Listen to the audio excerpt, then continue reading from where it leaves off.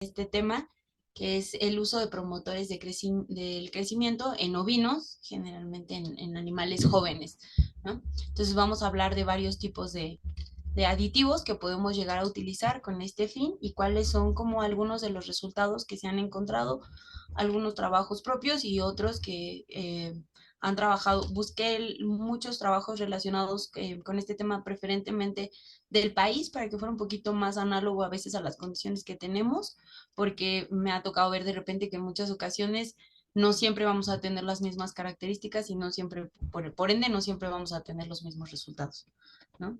Entonces, a manera introductoria, de manera general, es importante recordar que necesitamos mejorar la productividad y la rentabilidad de los sistemas de producción pecuaria, ¿no? Ya sea que estos sistemas se encuentren en estabulación o que se encuentren en pastoreo, la meta es mejorar la productividad y la rentabilidad. Es un hecho que cada vez incrementa más la población mundial y al incrementar la población mundial, pues también tenemos un incremento en la demanda de los alimentos. De hecho, se considera que, por ejemplo, en los últimos 65 años, la población en México ha crecido 4 veces, ¿no? O sea, lo hemos multiplicado por 4 veces y esta población va a continuar en aumento de manera importantísima. Y esto implica que nosotros tengamos que ya sea como productores o como médicos veterinarios tengamos que abastecer esta demanda de alimentos con una buena calidad y que sea rentable, ¿no? Lamentablemente, también esto ha provocado que las áreas de urbanización cada vez sean mayores y esto ha hecho que disminuya la capacidad de incrementar el espacio para poder producir en áreas rurales. Entonces, necesitamos buscar alternativas que nos mejoren esta eficiencia productiva, pero con lo que ya tenemos o con parte de lo que ya tenemos, porque incrementar es complejo, ¿no? Entonces, más bien, con lo que ya tenemos, cómo mejorar esta eficiencia. Y esto se hace desde todas las áreas, ¿no? Desde todas las áreas de especialización, desde un punto de vista genético, desde un punto de vista reproductivo, desde un punto de vista de manejo o de medicina preventiva. En general, cualquiera de las áreas de la producción animal podríamos tener la capacidad de intensificarla. En nuestro caso, y el día de hoy, la idea es hablar particularmente del manejo de la alimentación y cómo específicamente la parte de alimentación y aprovechamiento de nutrientes, cómo se puede mejorar o cómo se puede volver un poquito más eficiente una de estas etapas, ¿no? Sabemos que el manejo de la alimentación está en función de muchos factores, como puede ser la raza del animal, el fin zootécnico, el mismo sistema de producción en el que nos encontremos, no lo podemos dejar de lado para elegir cuál va a ser el mejor manejo de alimentación para ese productor. También la región en la que nos encontramos determina 100% qué ingredientes puedo o no llegar a utilizar. Y un factor importantísimo también va a ser la etapa productiva, ¿no? En el caso de la etapa productiva, nos vamos a centrar particularmente en esta plática en la engorda. La engorda sabemos que va a ser esta etapa en la cual ya destetamos al cordero y vamos a llevarlo hasta el peso de finalización. Entonces, las necesidades en esta etapa, las necesidades nutritivas o los requerimientos nutricionales del animal en esta etapa va a depender o van a estar en función, uno, de la velocidad de crecimiento. Y a su vez la velocidad de crecimiento está dado por el potencial genético de la raza, porque pues obviamente no me va a desarrollar de la misma manera un animal con una conformación más peletera, un criollo, o si yo tuviese tal vez un charol o un texel, ¿no? Las ganancias diarias de peso entre estas razas van a ser totalmente diferentes y por lo tanto el cálculo de requerimientos va a ser totalmente diferente, ¿no? También esto nos va a determinar la ganancia de peso esperado y una vez que, ¿cuánto va a durar esta etapa de engorda? Pues hasta que lleguemos al el peso de venta. El peso de venta está 100% determinado por el mercado. Por ejemplo, en la zona en la que yo me encuentro, el peso de venta se encuentra entre 45 y 50 kilogramos, que es lo que en muchas zonas del centro del país, que es en donde predomina la ovinocultura, lo vamos a encontrar, ¿no? En este sentido, la engorda, pues sabemos que la industria de carne siempre va a buscar constantemente alternativas que nos puedan dar un crecimiento muy rápido y muy eficiente del ganado para poder lograr este mayor, y además poder lograr un mayor rendimiento en la canal o poder mejorar características específicas como área del ojo de la costilla o disminuir algunos componentes, por ejemplo, la grasa, ¿no? En algunas especies buscamos disminuir la cantidad de grasa en canal. Entonces, esto ha hecho que haya numerosos estudios que se centren en precisamente modificar metabólicamente el funcionamiento o el desarrollo del animal para poder mejorar la eficiencia y la rentabilidad de los sistemas productivos. ¿Cómo lo hacemos? Uno de ellos es con el uso de aditivos, particularmente promotores del crecimiento. ¿Ok? Y también sabemos que en el caso de ovinos, a pesar de que todavía mantenemos un muy alto porcentaje de ovinocultura, que le conocemos como ovinocultura social, en donde tal vez los productores no invierten o no lo ven como una inversión a veces el mejorar la dieta en ciertas etapas productivas, esta complementación estratégica, y a veces nos cuesta un poco, si a veces apenas estamos empezando a implementar el uso de algunas dietas, pues aditivos no es algo que esté en puerta, ¿no? En esas unidades de producción. Pero también sabemos que actualmente cada vez es mayor la intensificación de algunos sistemas productivos ovinos, en los cuales buscamos que estos aditivos nos den esa mayor rentabilidad. Porque los costos de los granos, pues en muchas ocasiones ya no lo están logrando por sí solos, ¿no? Los costos están elevadísimos y por lo que yo gano a veces por la venta del cordero, pues no me sale esa rentabilidad, ¿vale? También es necesario considerar que esta etapa cada vez la veamos más como una etapa sumamente importante, rápida, una finalización lo más rápida posible, en la cual voy a utilizar preferentemente dietas integrales y con poca cantidad de forraje, ¿no? Las famosas dietas que estamos muy acostumbrados a verlos en bovinos de carne de engorda, pero que a veces en ovinos no siempre se maneja, que son estas dietas calientes o estas dietas que tienden a tener una alta cantidad de granos, de cereales, un poco de proteicos y poco forraje, ¿vale? Entonces, de entrada, pues vamos a hablar de aditivos, porque los promotores del crecimiento, pues son aditivos. Entonces, ¿qué es un aditivo? Es cualquier sustancia o compuesto que se pueda agregar en el alimento y que nos ayuda a modificar alguna característica. Esta característica puede modificarla sobre el alimento, puede modificarla en el animal o puede modificarla ya como tal en el producto final. Uh-huh. Puede ser que queramos mejorar la aceptación del alimento, como el uso de melaza como un aditivo para mejorar la aceptación, o puede ser que queramos mejorar la calidad nutricia o el aprovechamiento, que son algunos de los que vamos a ver el día de hoy. Es importante mencionar que los aditivos no son indispensables para la vida del animal, o sea, por eso no son nutrientes forzosamente, pero pueden llegar a aportar, ¿no? Pueden llegar o no a aportar nutrientes, ¿vale? Y dentro de estos aditivos, aunque tenemos una gran variedad de aditivos que podríamos mencionar, el día de hoy nos vamos a centrar básicamente en los ionóforos, cultivos microbianos y enzimas, que son promotores del crecimiento, y en algunos otros que se les considera alteradores del metabolismo y de la salud, que ya los estaremos platicando uno por uno, a grosso modo, ¿vale? El uso de aditivos como o promotores de crecimiento en la producción animal va a resultar una técnica o una estrategia importante porque puede representar una herramienta muy eficaz para producir alimentos de manera eficiente, mejorar algunos de los procesos metabólicos del animal o modificar tal vez la fermentación ruminal, ¿no? Y esta va a ser como una de las ventajas. Ahora, como vamos a hablar específicamente de promotores del crecimiento, ¿qué se considera un promotor del crecimiento? De acuerdo con la OMS, la Organización Mundial de la Salud, son todas aquellas sustancias distintas de los nutrientes de la ración que pueden aumentar el ritmo de crecimiento y que mejoran el índice de conversión de los animales sanos. Esto es importante. La misma OMS los define como, sí, un mejorador del ritmo del crecimiento del animal, siempre y cuando el animal esté sano y correctamente alimentado.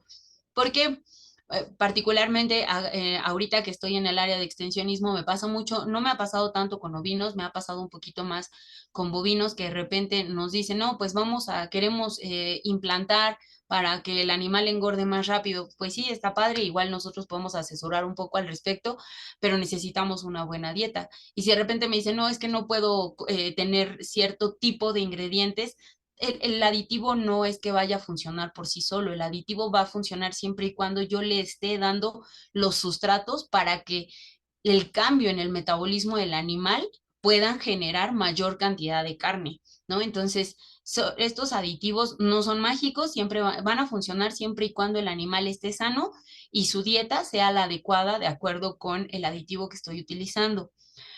Por ejemplo, vamos a ver ahorita algunos aditivos que cuando yo utilizo dietas de pastoreo, pues realmente no van a tener el efecto que yo espero o el efecto que pudiese llegar a obtener si ese aditivo lo utilizo, pero con una dieta que va más tendiente a los concentrados, ¿no? O al uso de cereales o productos amiláceos, ¿va? También, bueno, esto implica que esta definición del promotores de crecimiento implica que puede ser todo aditivo alimenticio no nutritivo que estimule el crecimiento, ¿no? En general, también se menciona que pueden ser sustancias que se añaden a los alimentos o son administradas por medio de inyecciones. En el caso de promotores del crecimiento, a diferencia de otros aditivos, no siempre se incluyen en el alimento. Algunos se van a aplicar de manera parenteral eh, y su efecto, aunque no lo apliquemos en el alimento, va a ser sobre el rendimiento productivo del animal y que tienen todos estos finalmente los objetivos de mejorar la eficiencia de la conversión o la eficiencia y conversión alimenticia, mejorar la ganancia diaria de peso y algunos de ellos pueden llegar a mejorar la calidad de la canal, pero esto es algo que también tenemos que entrecomillar, porque o sea, ¿qué sería la calidad de la canal? La calidad de la canal también está muy determinada por el mercado, ¿no? Hay zonas de nuestro país que realmente no les gustan las canales tan magras y hay hay otras zonas que prefieren las carnes lo menos grasosas posible, ¿no? Entonces, esta parte de mejorar la calidad de la canal yo la entrecomillaría porque depende mucho del mercado, la calidad que esté solicitando cada una de las regiones, ¿no? Y también muchos de estos promotores del crecimiento van a tener la capacidad de retener nitrógeno, el cual nos va a ayudar también a la formación de masa muscular. Vamos a platicar primero de los que son los moduladores de la digestión. En este grupo encontramos a los ionóforos, a los cultivos microbianos y a las enzimas. Sus objetivos generales de estos tres grupos es mejorar el proceso digestivo, con tal de hacer más eficiente la utilización de los ingredientes que tienen un elevado valor alimenticio. Otra vez regresamos al punto que la idea es que volvamos más eficiente, pero algo que de por sí ya le está dando como esta parte de engorda, una dieta específica de engorda, ¿vale? Los ionóforos, a mí particularmente me gustan mucho los ionóforos, considero que son una muy buena estrategia y que pueden llegar a ser sumamente rentables, aunque vamos a ver ahorita que también tienen sus limitantes o sus desventajas. De manera general se consideran antibióticos selectivos. ¿Por qué? Pues porque deprimen el crecimiento de organismos específicos en el rumen. Estos van a tener la capacidad de traslocar iones a través de la membrana celular de ciertas bacterias, o sea, de las bacterias susceptibles. Con esto, en general, aumentan la entrada de sodio a la célula, perdón, y alteran la actividad de la bomba sodio-potasio. Esto hace que se disipen los gradientes iónicos y por lo tanto desacoplan los gastos de energía y disminuyen o suprimen el crecimiento de estas bacterias a las que les están desacoplando los gradientes o los gastos energéticos. Uh-huh. Generalmente, o estos ionóforos han sido o son muy eficaces contra bacterias gram positivas y se considera que prácticamente no tienen actividad o es una actividad prácticamente nula contra bacterias gram negativas y metanógenas, lo cual es interesante porque también ahorita vamos a platicar que una de las características que se vio actualmente en los ionóforos era, o una ventaja era puedo disminuir la cantidad de metano con el uso de ionóforos. Entonces, de repente en la investigación se empezó a trabajar como, bueno, tal vez lo que me interesa o lo que el plus que le voy a dar es que disminuye el metano, pero vamos a ver que no es porque mate a las bacterias o suprima el crecimiento de las metanogénicas, porque no tiene efecto ni contra las gram negativas o es un efecto casi nulo, ni contra las metanogénicas, ¿vale? Entonces, este espectro antimicrobiano de los ionóforos se basa en que suprime el crecimiento de bacterias que producen acetato, butirato, lactato, los cuales son, como sabemos, ácidos grasos volátiles que van a estar un poquito más encaminados hacia los utilizamos un poquito más para la producción de sólidos en leche, de grasa en leche. Y por lo tanto, al suprimir este tipo del crecimiento de este tipo de bacterias, van a favorecer la proliferación de bacterias que producen, por ejemplo, propionato o succinato. El propionato, pues básicamente es el ácido graso volátil gluconeogénico, el único o el que tiene esta capacidad de transformarse fácilmente en glucosa. ¿Ok? Se han probado o se han generado varios ionóforos. Inicialmente los ionóforos, el primer ionóforo que se diseñó fue la lasalucida y se diseñó desde 1950, 50 y algo, pero su objetivo inicial era ser coccidiostato, un medicamento coccidiostato para aves. Uh-huh. Hasta los 70, hasta los años 70, es que se empiezan a utilizar ya en la alimentación de rumiantes y que se empiezan a observar estos efectos positivos y que la verdad es que han sido consistentes en muchas de las investigaciones. Es uno de los aditivos que tiene como más consistencia en sus resultados. Va a ser variable en la magnitud. Lo que sí se ha establecido, pues es esta mejora, por ejemplo, en la ganancia diaria de peso. Ahorita vamos a ver que también disminución en el consumo de materia seca, por lo tanto, mejor conversión alimenticia, pero lo que sí puede llegar a variar es qué tanto más, ¿no? O sea, la magnitud del efecto. ¿Y de qué depende o cuáles son los factores que pueden llegar a modificar esta magnitud del efecto? Pues la densidad nutricional del alimento es importantísimo para que el ionóforo pueda o no tener un efecto adecuado.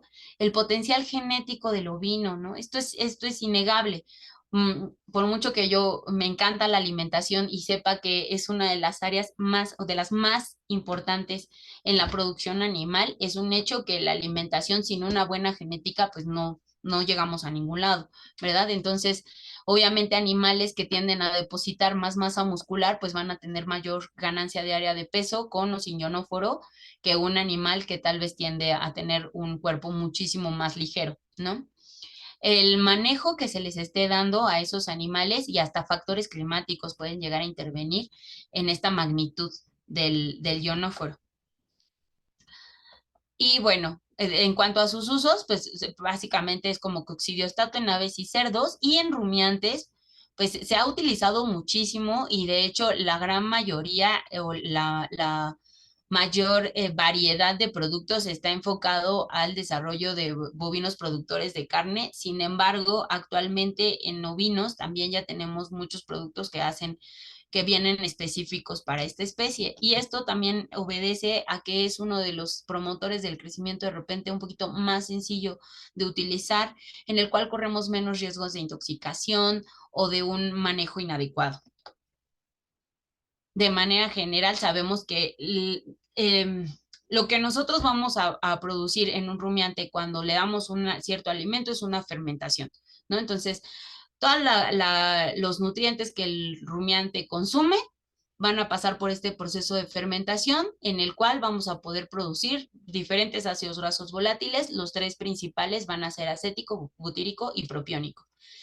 Y estos ácidos grasos volátiles van a ser absorbidos a esa misma altura del rumen para poder pasar al metabolismo del rumiante, en donde pueden ayudar ya sea en la producción de leche o en la producción de carne o en la obtención de energía o en la síntesis de lípidos, proteínas, glucosas, etcétera. ¿Ok? De hecho, se considera que prácticamente el 75-80% de la energía que obtiene el animal no la obtiene directamente de la glucosa que consume, ya sea en forma de carbohidrato estructural o de carbohidrato no estructural, sino que la consume principalmente a partir de este tipo de productos. Y dentro de ellos, el ácido propiónico, como decíamos, es el único que tiene esta capacidad de convertirse o de llevarlo hacia la gluconeogénesis, o sea, hacia la generación de glucosa. Cuando nosotros damos una dieta rica en forraje, lo que vamos a provocar es este tipo de patrón de fermentación, en el cual tenemos una gran cantidad de ácido acético, vean, hasta el 65%, un 25% de propiónico y alrededor del 10% de butírico. Mientras que cuando tenemos una dieta basada en concentrados, en muchos concentrados amiláceos, en muchos cereales, vamos a tender a tener un poquito más este patrón. Acético siempre va a ser el primero, eso es una cuestión fisiológica y siempre va a ser el que va a estar en mayor abundancia. Sin embargo, vean, puede llegar a bajar hasta un 45% del total de estos tres ácidos grasos. ¿Y quién se va para arriba? El ácido propiónico. Cuando nosotros utilizamos ionóforos, lo que estamos buscando es que este patrón de fermentación sea mucho más marcado, sea mucho más evidente y sea el que predomine. Uh-huh. ¿Por qué? Porque este ácido propiónico va a ser el que nos va a ayudar a mejorar, o la mayor producción de ácido propiónico nos va a ayudar a mejorar la producción de carne por medio de esta gluconeogénesis, ¿no? Es parte de, como de la forma en la que va a actuar. Entonces, los ionóforos modifican la fermentación ruminal y la absorción de nutrientes, nos modifican el consumo voluntario y nos aumentan la ganancia diaria de peso. ¿Cómo van a lograr este aumento en la ganancia diaria de peso? Nos ayudan a mejorar la digestibilidad aparente del nitrógeno, disminuyen la producción de metano y sabemos que la producción de metano está altamente asociada, aquí lo tengo, está altamente asociada a la pérdida energética, ¿no? Entonces, bueno, aumentan la digestibilidad. ¿Cuánto pueden llegar a disminuir? Este cuadrito que apareció aquí es un resumen, bueno, son los principales datos que se obtuvieron de una tesis, de un trabajo de investigación no me apareció bueno, es de Pinos y González en el 2000, en el cual, después de hacer un análisis de diversos trabajos hechos con ionóforos, obtuvieron un promedio de alrededor de una baja de 3.42% en el consumo de materia seca y un aumento de 4.43% en la ganancia diaria de peso. Esto representó en promedio una mejora en la conversión alimenticia de 9.03%. Como les digo, en el caso de ionóforos, la verdad es que los resultados en la mayoría de las investigaciones son bastante consistentes, no hay tanto como de algunos sí, algunos no. Sí hay uno que otro artículo y algunos trabajos que mencionan que tal vez no vieron diferencias estadísticamente significativas, pero muchos de ellos sí lo mencionan. Ahora, decíamos también que pueden llegar a mejorar la eficiencia del nitrógeno, mejorar la cantidad de nitrógeno que se puede digerir y que se puede aprovechar y que también nos pueden ayudar a disminuir la producción de metano. Esta disminución de metano no solamente tiene un efecto sobre cuestiones del cambio climático, que también es algo que ya no podemos dejar de lado, ¿no? El impacto que podamos llegar a tener es un hecho que hay que intentar disminuir ese impacto. Sin embargo, no solamente tiene una repercusión sobre ese tema, sino sobre el aprovechamiento de la energía.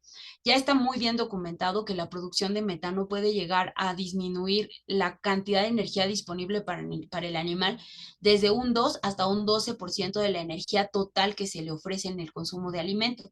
Entonces, si yo disminuyo la producción de metano, en automático estoy asumiendo que voy a tener más energía disponible para el animal porque esos hidrógenos que se estarían ocupando en formar metano, se van a estar ocupando para la obtención, para la formación de otros compuestos y la obtención de energía. Entonces, esta disminución de metano le podemos ver dos ventajas, ¿no? Una desde el punto de vista ambiental y el impacto que tienen las producciones pecuarias, principalmente de rumiantes, y la disminución en la pérdida energética, y también por eso ayuda en la ganancia diaria de peso, ¿no? También nos va a ayudar a mejorar la eficiencia de algunos sustratos y nos ayuda en el caso de la producción de metano, también nos ayuda a inhibir el transporte de níquel en algunas bacterias metanogénicas, con lo que disminuye ligeramente su población, ¿va? Ahora, lamentablemente, una de las características también de los ionóforos es que esto es un efecto transitorio. Todos estos efectos que llegan a tener no es algo que yo ya di el ionóforo ahorita, se modificó la microbiota ruminal y así se va a mantener por el resto de su producción. No. Estos efectos, tanto en la ganancia diaria de peso como en la disminución en la producción de metano o en la eficiencia en la utilización de nitrógeno, son efectos sumamente transitorios. ¿Por qué? Porque la microbiota ruminal es una población que está en constante cambio. Es una población que se está adaptando rápidamente a los cambios que yo estoy haciendo en la alimentación. Entonces, en cuanto yo dejo de dar el ionóforo en automático, ¿qué va a pasar? Se va a empezar a restablecer la microbiota a un equilibrio en el cual normalmente se va a encontrar. Por eso es que se le consideran cambios transitorios y por eso también es que dejó de ser una de las principales alternativas, por lo menos para los investigadores que estaban entrándole a esta parte de disminuir el metano. Los ionóforos dejaron de ser como algo tan atractivo para sus investigaciones por este efecto tan transitorio que tiene, sumado al hecho de pues que hay una presión pública por la disminución del uso de antibióticos o antimicrobianos en la alimentación animal. Vamos a tener diferentes tipos de ionóforos que pudiésemos llegar a utilizar. Uno de los más comunes es la monencina y a pesar de que va a haber diferentes productos en el mercado, uno de los más trabajados, por ejemplo, son Rumencin, el Bubatec o la salinomicina. ¿Qué es lo que más nos interesa de esta parte? Pues cuidar que siempre tengamos la dosificación adecuada porque son sustancias que se aplican en tan pequeñas cantidades que yo tengo que tener mucho cuidado en el mezclado del alimento y un periodo de adaptación. Estamos hablando de modificación de la microbiota ruminal. Si yo no tengo cuidado esa modificación y en esa modificación y la hago de una forma muy abrupta, lo que puedo provocar es un cambio en el proceso digestivo del animal, un proceso de diarrea que se puede complicar ya después con un proceso ya infeccioso y el animal puede terminar peor de lo que nosotros buscábamos mejorar, ¿no? De manera general, no existen reportes de intoxicación en ovinos o no abundantes por ionóforos. Los pocos casos que han llegado, que están reportados en intoxicación, se deben principalmente a que no se mezcla bien el fármaco. Ya dijimos 30 partes por millón. Entonces, distribuirlo de manera adecuada es como primordial cuando nosotros utilizamos este tipo de aditivo, este tipo de promotor del crecimiento. Esto, por ejemplo, es un producto que ya trae el aditivo en las mismas sales minerales, lo cual a veces facilita un poco el manejo, pero aún así es importantísimo checar el mezclado del promotor con el alimento, ¿no? La otra es cuando llegamos a utilizar fórmulas que no son compatibles. Por ejemplo, la monencina no se debe combinar con el uso de algunos medicamentos como pueden ser las sulfonamidas. Entonces, si yo sé que estoy dando monencina en mi alimentación, debo de cuidar que si tengo problemas o procesos en los cuales utilizaría sulfonamidas, voy a cambiar preferentemente de antibiótico o puedo generar un proceso ya patológico en el animal de intoxicación. Y de manera general, como ya lo mencionamos, las normas internacionales cada vez están más enfocadas hacia el uso de alimentos libres de antibióticos, lo que hace que el uso de ionóforos cada vez sea menor. Por ejemplo, en la Unión Europea, desde el 2006 se prohibió el uso de ionóforos en la alimentación de rumiantes. Entonces, no dudamos que pues sea algo que vaya en aumento, ¿no? Cada vez haya más países que pongan estas limitantes. Hasta el momento en México no está establecido que no se puedan utilizar. Sin embargo, pues en algún momento puede que pase más con esta tendencia a que no se utilice nada de antibióticos en el alimento, ¿no? Entonces, también por esta situación hay que buscar nuevas estrategias que mejoren la productividad animal, aunque este nos haya dado muy buenos resultados y sean muy consistentes, hay que buscar otro tipo de alternativas que también puedan ayudar a mejorar esa productividad. Uno que les voy a hablar muy poquito porque sus resultados han sido a veces benéficos, a veces no tanto, es el propionato de calcio. El uso de propionato de calcio sería una opción ante esta situación de que ya no utilizar tanto antibiótico en el alimento, ¿no? El principio es el mismo que en el caso de los ionóforos, solamente que no estoy modificando a la bacteria, sino estoy adicionando directamente el ácido propiónico o el propionato, ¿no? Que lo que con los ionóforos lo que estaba haciendo era modifico a las bacterias, ¿para qué? Para que predominen las que me producen ácido propiónico. En este, pues ya estoy dando directamente el propionato, ¿no? El propionato se absorbe, se va a la circulación sanguínea, llega al hígado, ahí es metabolizado, se utiliza para la síntesis de glucosa y con esto vamos a tener un incremento en la producción cárnica, ¿no? De manera general, por ejemplo, en este trabajo que es de Lee y del doctor Lee y colaboradores, lo que pudieron, publicado en Animal Feed Science and Technology, Lo que ellos pudieron observar es que el propionato de calcio puede sustituir parcialmente la energía que aportan los granos en las dietas de borregos en finalización. De hecho, es parte de su conclusión, ¿no? Que este propionato puede sustituir parcialmente la energía que aportan los granos en las dietas de finalización de corderos, ¿no? ¿Por qué? Porque vamos a tener una mayor concentración de propionato en rumen. De hecho, en sus resultados lograron sustituir 10% de inclusión del grano en la dieta, lo sustituyeron con 10 gramos, nada más 10 gramos por kilogramo de dieta de propionato de calcio en las raciones de ovinos, específicamente en finalización, y no se vio afectado el comportamiento productivo ni el perfil de ácidos grasos volátiles. O sea, produjeron lo mismo, pero quitaron 10% de granos y solamente metieron 10 gramos por kilogramo de propionato, ¿no? Entonces, la verdad es que son muy buenos resultados y uno podría decir, bueno, está excelente entonces. Sin embargo, no todos los resultados han mostrado este efecto tan consistente, ¿no? Por ejemplo, en este trabajo que es del doctor Mendoza y colaboradores en el 2016, ellos, por ejemplo, utilizaron o adicionaron de 10 a 10, o sea, hubo 0, 10 y 20 gramos de propionato de calcio en las dietas igual de ovinos en finalización, y ellos no modificaron el comportamiento ni la fermentación ruminal, o sea, a pesar de que incrementaron el propionato, no hubo cambios en el comportamiento productivo del animal, ¿no? Y aquí también tenemos este trabajo de Sánchez y colaboradores, es la doctora Nayeli, en el 2019. Aquí vemos que, por ejemplo, hubo un incremento en el consumo de materia seca cuando ella utilizó bloques multinutricionales. Entonces tenía una dieta control, que era una dieta muy basal, una dieta con bloque multinutricional como adicionado, como si le estuviera dando yo un aporte energético mayor. La dieta no era una dieta de engorda, era una dieta muy sencilla, muy con requerimientos, cubría requerimientos muy bajos, digamos. Entonces adicionaba los bloques multinutricionales y el siguiente tratamiento, que es este de acá, adicionó el bloque multinutricional igual, pero con 1.5% de propionato de calcio. Lo que podemos ver es que aumentó el consumo de materia seca y con una diferencia estadística importante.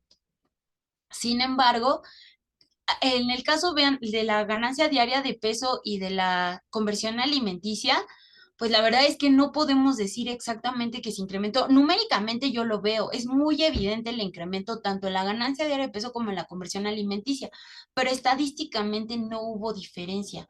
Entonces, aquí pudieron, o sea, cuando no encontramos esta diferencia estadística, pudieron haber pasado miles de cosas por las cuales vemos este incremento numérico, pero no la diferencia. Tal vez que los grupos no eran tan homogéneos y entonces hubo demasiada variabilidad, etcétera, ¿no? Entonces, aunque vemos el incremento en la ganancia diaria de peso y obviamente la disminución, ¿no? Porque en conversión alimenticia lo que buscamos es disminuirla, porque es cuánto alimento necesita comer el animal para producirme 1 kilo de carne. Entonces, entre menos consuma para producirme 1 kilo de carne, mejor. Entonces, también en la conversión alimenticia vemos claramente la disminución, pero ninguna de las dos fue estadísticamente significativa, ¿no? Entonces, pues ahí se queda todavía como un piquito, como una piedrita en el zapato, ¿no? Que dices, bueno, sí, pareciera que sí está funcionando, pero no es tan contundente, ¿va? ¿Qué otros aditivos tenemos? Los cultivos microbianos, y aquí tenemos dos grupos importantes, que son los prebióticos y los probióticos. En el caso de los prebióticos, lo que estamos buscando es darle al animal una gran cantidad de nutrientes que van a ser muy importantes para las bacterias del mismo tracto o del mismo, sí, de todo lo que es el aparato digestivo, ¿vale? Incluyendo el rumen. Entonces, ¿qué se les puede ofrecer o cuáles son algunos ejemplos de ellos? Oligosacáridos de fructosa, la inulina, la estaquiosa, la pectina. Son fibras, la mayoría de ellas son fibras, pero fibras sumamente solubles, no son fibras tan estructurales como podríamos hablar en la celulosa, sino son fibras solubles, las cuales van a ser un excelente sustrato para la nutrición de las bacterias, y con esto mejoramos la microbiota que se está desarrollando a nivel digestivo. En el caso de los probióticos, ya no estamos hablando de algo que alimente a las bacterias, sino de sustancias que contienen a los mismos cultivos microbianos y que por ende nos van a ayudar a favorecer el equilibrio de la microbiota del tracto digestivo y a incrementar la cantidad de microorganismos deseables. Estos se han reportado que pueden llegar a mejorar la eficiencia alimenticia, que mejoran el crecimiento, que aumentan la ganancia diaria de peso, que aumentan el consumo, que disminuyen la conversión alimenticia. Pero bueno, ahorita vamos a ver algunos resultados de investigaciones para ver qué tan real o no puede llegar a ser, llegan a ser esos efectos, ¿no? Hay muchas formas por las que estos productos llegan a tener su efecto. De manera general, pueden mejorar la utilización de nutrientes. ¿Por qué? Porque hay un incremento en la síntesis de proteína microbiana, o porque hay una estimulación de las enzimas digestivas endógenas, o porque hay una mayor producción de enzimas digestivas, estimulan la permeabilidad de la mucosa, hay una mayor proliferación del epitelio intestinal. Entonces, todas estas son formas en las que mejora la utilización de los nutrientes, ¿vale? ¿Qué opciones tenemos dentro de estos probióticos? Pues básicamente algunas bacterias como son los lactobacilos, los enterococos o los bacilos. Este tipo de aditivo los vamos a utilizar muchísimo más en animales jóvenes, ¿no? Los vamos a utilizar de manera preventiva para evitar problemas en el tracto gastrointestinal. Básicamente nos ayudan también a evitar diarreas, ¿no? La función de estos aditivos microbianos en prerrumiantes, o sea, en animales muy jóvenes, previos al destete, previos a las 8 semanas, 60 días, es impedir la colonización de ese tracto digestivo por organismos patógenos, o también puede ser la reducción de la producción de ciertas toxinas, ¿no? En animales adultos, en rumiantes adultos se llegan a utilizar, pero la verdad es que muy, muy poco. ¿En dónde se utilizan más estos probióticos? En animales jóvenes. Y en animales jóvenes la verdad es que pueden llegar a tener un muy buen efecto, ¿vale? Algunas características es que, por ejemplo, no pueden ir en alimentos peletizados. ¿Por qué? Porque la viabilidad de las bacterias es baja, tiene una temperatura de máximo 46 grados centígrados. El peletizado alcanza temperaturas mucho más elevadas, y que las dosis va a depender tanto de la concentración como del tipo de bacterias que voy a utilizar. Estas se pueden utilizar solitas o se pueden utilizar en combinación, que es justo algunos de los trabajos que les voy a presentar ahorita. Hay otros tipos de probióticos, igual los puse como breviario cultural para no dejarlos de lado porque son unos de los más utilizados, que es, por ejemplo, las levaduras. Dentro de las levaduras, la cepa de levadura más utilizada es el Saccharomyces cerevisiae, que es este, aunque también podemos llegar a encontrar un poco de Aspergillus oryzae, y estos pueden llegar a aumentar la digestibilidad de nutrientes, por lo tanto tener una mejor ganancia de peso, una mejor tasa de conversión alimenticia, o sea, la disminuimos, y modular la composición de la microbiota ruminal o de la microbiota digestiva. ¿Ok? De manera general, en este caso, Marrero y colaboradores en el 2006, por ejemplo, demostraron que al adicionar una cepa de este Saccharomyces cerevisiae, lo que provocaron fue que favorecieron el desarrollo de poblaciones de bacterias que tendían a tener un comportamiento más celulolítico, por lo tanto, mejoraron la utilización de la celulosa. Y esto a su vez hizo que de manera general se mejorara la digestibilidad de toda la dieta, la digestibilidad por parte de sus animales. Se mantuvo estable el pH ruminal tendiente a la neutralidad, y además mejoraron la producción de grasa en leche. Se mejoró de 5 a 10% la producción de leche, y también se incrementó el porcentaje de grasa en leche. Entonces, estos se pueden llegar a utilizar, aunque se han utilizado un poquito más, estos particularmente las levaduras, hacia el trabajo con animales lecheros, ¿vale? Y pues vamos a presentar algunos trabajos que se han hecho con este tipo de productos. Este trabajo fue desarrollado por el doctor Manuel Pérez de la facultad también, y lo que ellos hicieron fue adicionar un producto conocido como ellos lo llamaban, bueno, se les presentaron como microorganismos efectivos. Estos microorganismos efectivos, al hacerles una secuenciación masiva, el doctor se dio cuenta que estaba compuesto principalmente por lactobacilos. Prácticamente el 91% de la composición de este producto eran lactobacilos. ¿Qué fue lo que el doctor encontró? El doctor encontró que estos aumentaron la digestibilidad in vitro de la materia seca cuando se incluía 0.5 y 1%, 0.5 y 1 mililitro de estos microorganismos efectivos, porque era como una solución en la presentación, en una suspensión, la presentación en la que él estaba manejando en su proyecto. al adicionar de 0.5 a 1 mililitro por cada kilogramo de base húmeda de estos microorganismos efectivos, aumentaron la digestibilidad in vitro. Y aquí lo vemos, se fue a 57 y a 58% contra, por ejemplo, el 52% cuando no se adicionó, y cuando se adicionó hasta 1.5 mililitros bajó la digestibilidad a 49% de esta dieta, de la dieta que él estaba utilizando. Él hizo unos como ensilados con algunos forrajes, porque también lo que se buscaba era mejorar la digestibilidad de esos forrajes, ¿no? De igual manera, en estos ensilados que él realizó, se encontraron que se bajó mejor el pH también a estas dosis de 0.5 y a 1 mililitro de microorganismo efectivo por cada kilogramo de base húmeda. Entonces, si se fijan, realmente adicionó muy poco y realmente se obtuvo una mejora en la digestibilidad de los nutrientes que se estaban utilizando, o sea, mayor eficiencia de utilización de esos ingredientes, ¿no? Y también midieron la composición, y en el caso de la composición, el producto o la combinación que tuvo la mejor composición posible en cuanto a la proteína, por ejemplo, fue en la que sí se adicionó estos microorganismos efectivos. Entonces, también nos pueden ayudar a mejorar la composición de algunos ingredientes, o en este caso de una mezcla que se ensiló. ¿Vale? Este es otro trabajo en el cual se utilizó, es del doctor Plata, de UAM Xochimilco, y él utilizó un grupo testigo, un grupo en el cual se utilizó YASAC, la cual es una mezcla de Saccharomyces cerevisiae, Aspergillus oryzae y Aspergillus niger, que son probióticos, perdón. Y aquí lo que podemos observar es que el tratamiento, bueno, igual su dieta basal era con rastrojo de maíz, hasta un 50% de rastrojo de maíz. ¿Para qué? Para ver mejora en la utilización de este tipo de ingredientes, ¿no? A lo demás lo utilizaba de un concentrado en el cual le estaba adicionando melaza, pasta de soya, grano de maíz y premezcla mineral.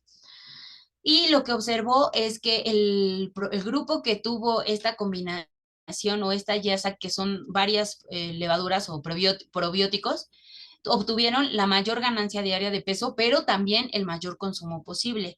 O sea, fueron el grupo, en relación al testigo, ¿no? En relación al testigo fueron estadísticamente significativa esta diferencia. Sin embargo, el que obtuvo la mezcla o el grupo que tuvo la mejor conversión alimenticia fue un grupo en el cual adicionó el probiótico, y además del probiótico adicionó monensina, que ya vimos que es un ionóforo. Entonces, estos dos, por ejemplo, se potencializaron en este experimento del doctor Plata, se potencializó su efecto, porque es en donde tenemos la mejor conversión alimenticia. No fue en el que se obtuvo la mayor ganancia diaria de peso. Si vemos aquí, la ganancia diaria de peso es menor a la de que se obtuvo cuando solamente se utilizó el probiótico. Sin embargo, ya habíamos dicho que los ionóforos está reportado de manera muy concisa, digamos, y ya por varios artículos que lo reportan, que disminuyen el consumo. Entonces, al disminuir el consumo de materia seca, eso hizo que la ganancia, que la conversión alimenticia fuera la de mejor rendimiento, esta combinación de probiótico con ionóforo, ¿no? Entonces, algunos de estos aditivos los vamos a poder mezclar y vamos a encontrar todavía una mejor productividad. En este caso, por ejemplo, es un trabajo de GIA y colaboradores. Aquí también encontraron de manera general un aumento en la ganancia diaria de peso y también de la conversión alimenticia, como podemos verlo aquí. Y estos fueron corderos. Esta es una dieta basal, el NC. El PC es una dieta que utilizaron solo monensina. Esta de BL es una dieta en la que utilizaron un probiótico llamado Bacillus licheniformis.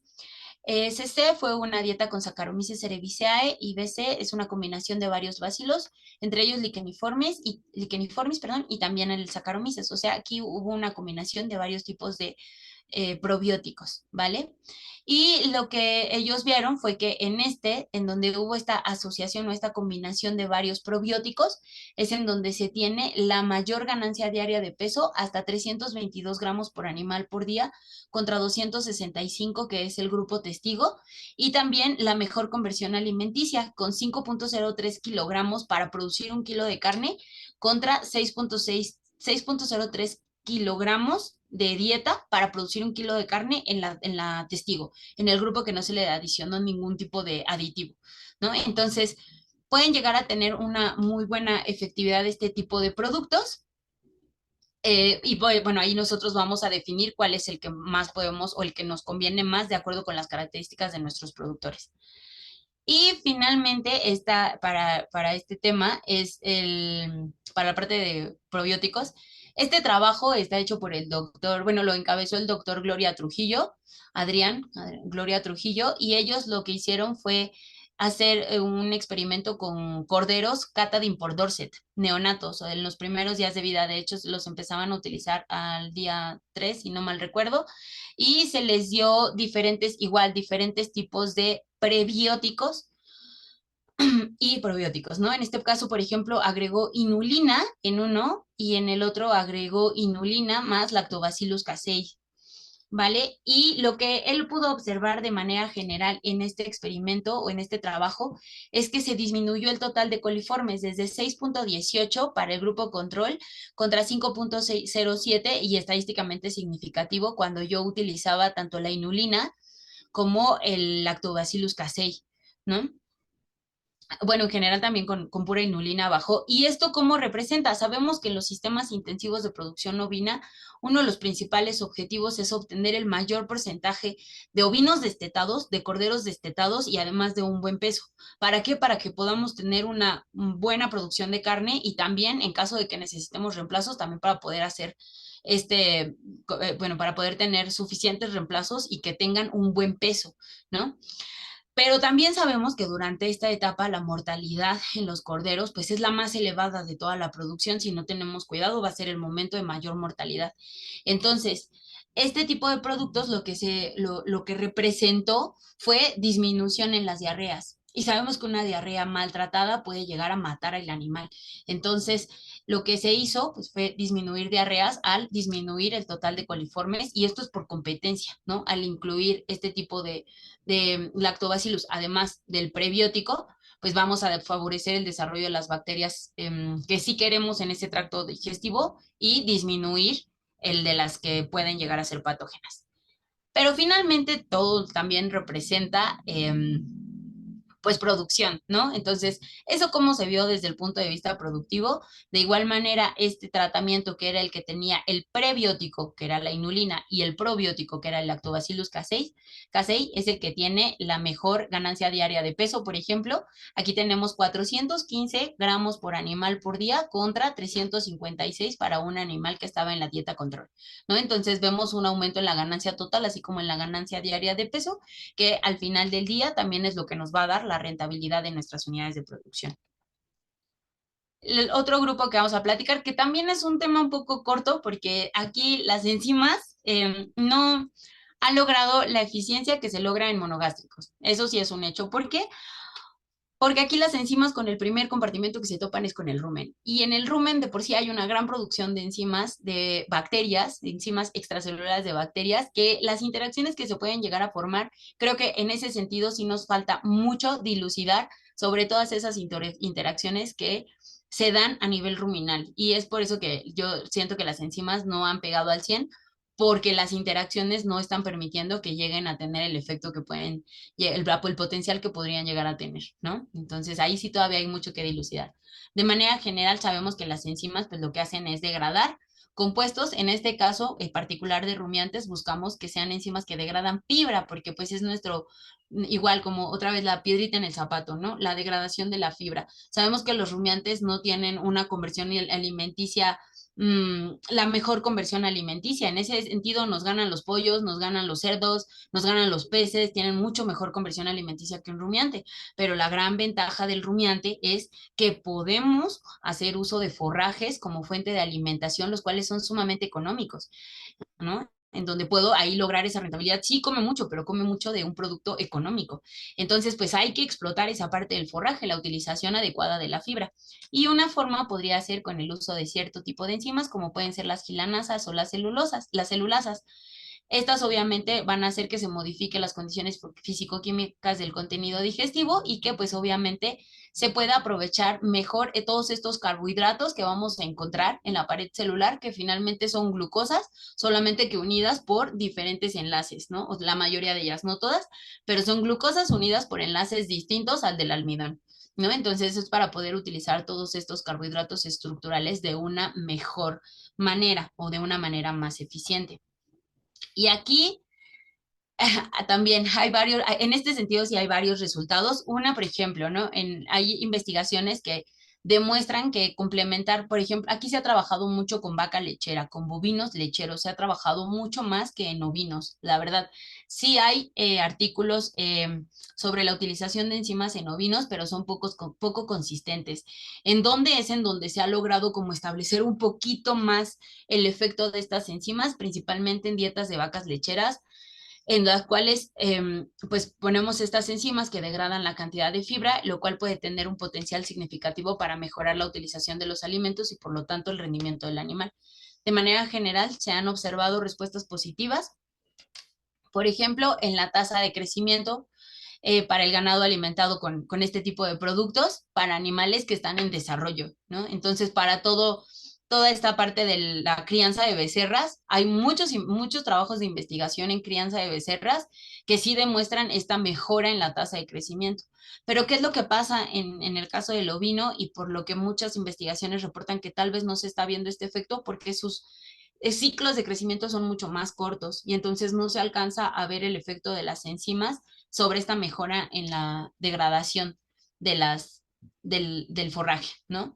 Y también parte de esta variación en cuanto a los efectos de este tipo de productos, pues obviamente está dado, o en gran medida está dado por la microbiota ruminal y estas interacciones que pueden llegar a tener.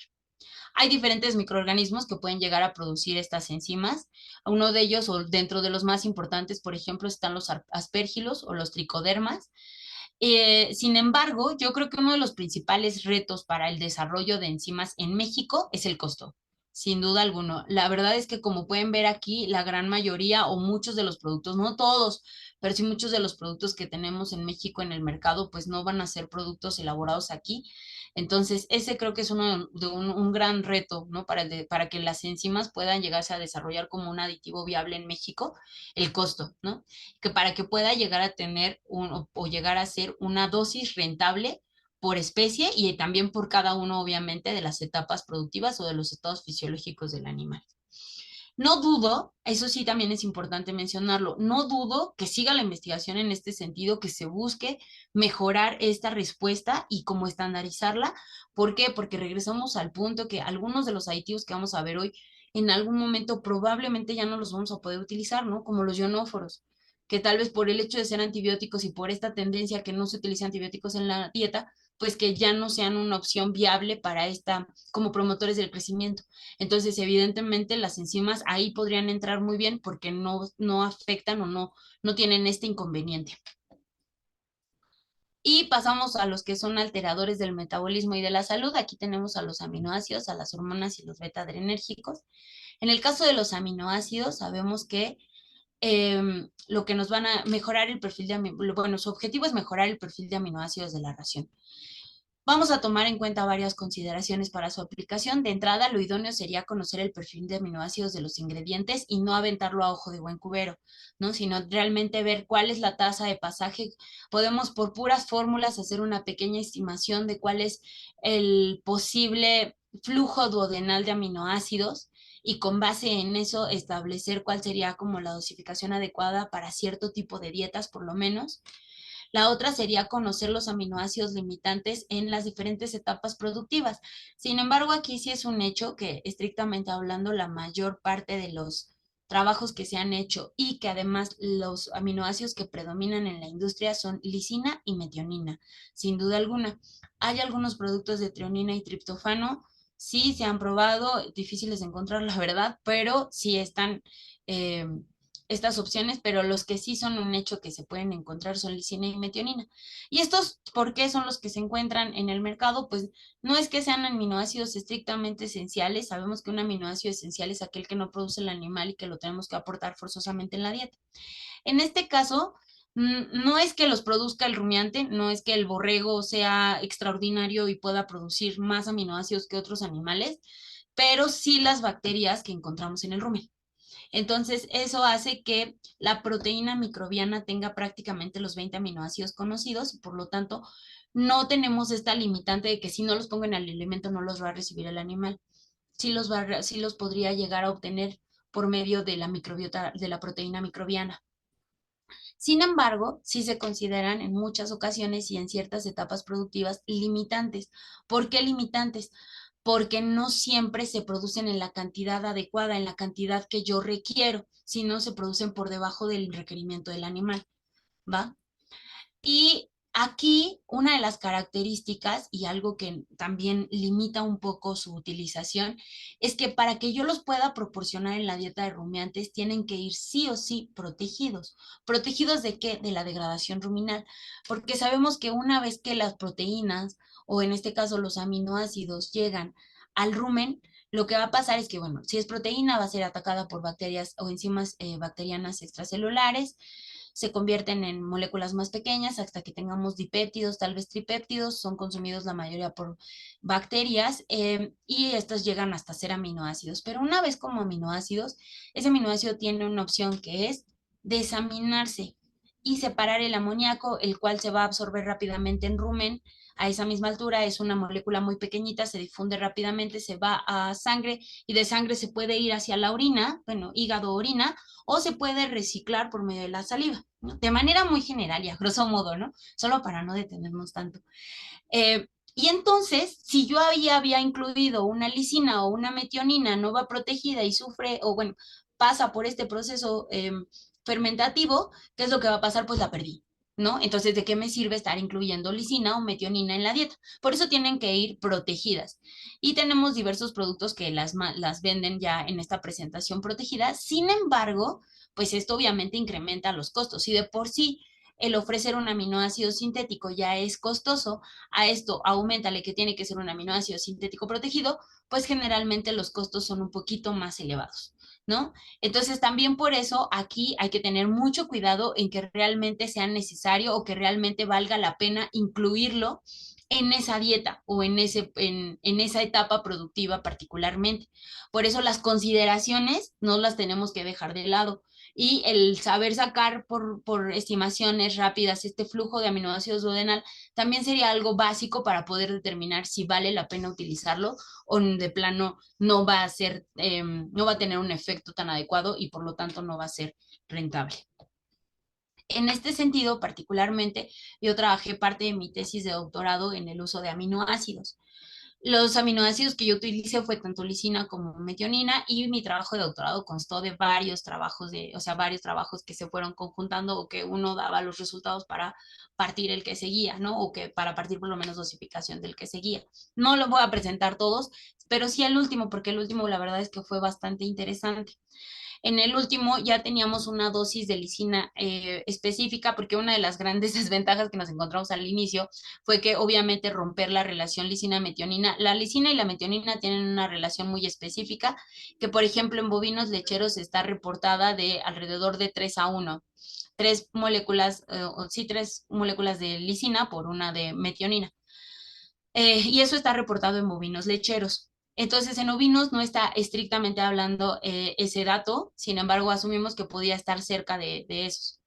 Cuando empezamos a adicionar lisina sin metionina, pues nos dimos cuenta que al romper esa relación totalmente lisina y metionina, fuera de tener una mejora en la productividad, muchos animales se mantuvieron y un grupo hasta abajo de peso, ¿no? Entonces establecimos, ya que se estableció la dosis de lisina, que fue de 10 gramos de lisina por animal por día, entonces empezamos a probar esta relación con la metionina, a dosificarlo a una relación 4.5 a 1, 3.5 a 1 o 2.5 a 1.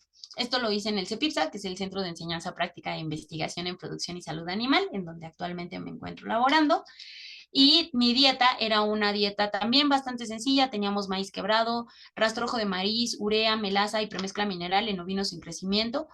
No adicioné ningún tipo de proteico porque mi intención era ver más el efecto de estos aminoácidos exógenos que como tal el efecto de un proteico, ¿no? Que me iba a estar haciendo ruido ahí esta cantidad de aminoácido que pudiese llegar a tener el proteico, aunque se determinara por perfil de aminoácidos, ¿no?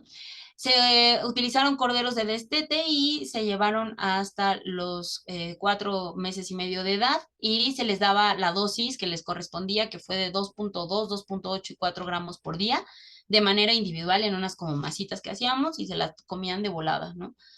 Y al final se midió obviamente parámetros productivos, también se midieron características de la canal, cuestiones metabólicas, una bioquímica sanguínea, obviamente consumo por parte de los animales y también determinamos microbiota ruminal, ¿no? De varios de los experimentos tomamos las mismas variables de respuesta.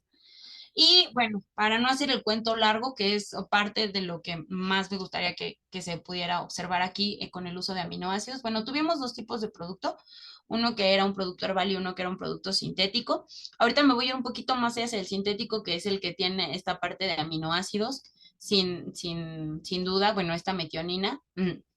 Sintética protegida y lo que podemos ver es que se vio un efecto lineal tanto en el peso total, la ganancia diaria de peso, así como la conversión alimenticia y la eficiencia alimentaria. Obviamente un aumento del peso final, de la ganancia total, de la ganancia diaria de peso y no, o sea, el animal fue incrementando su productividad.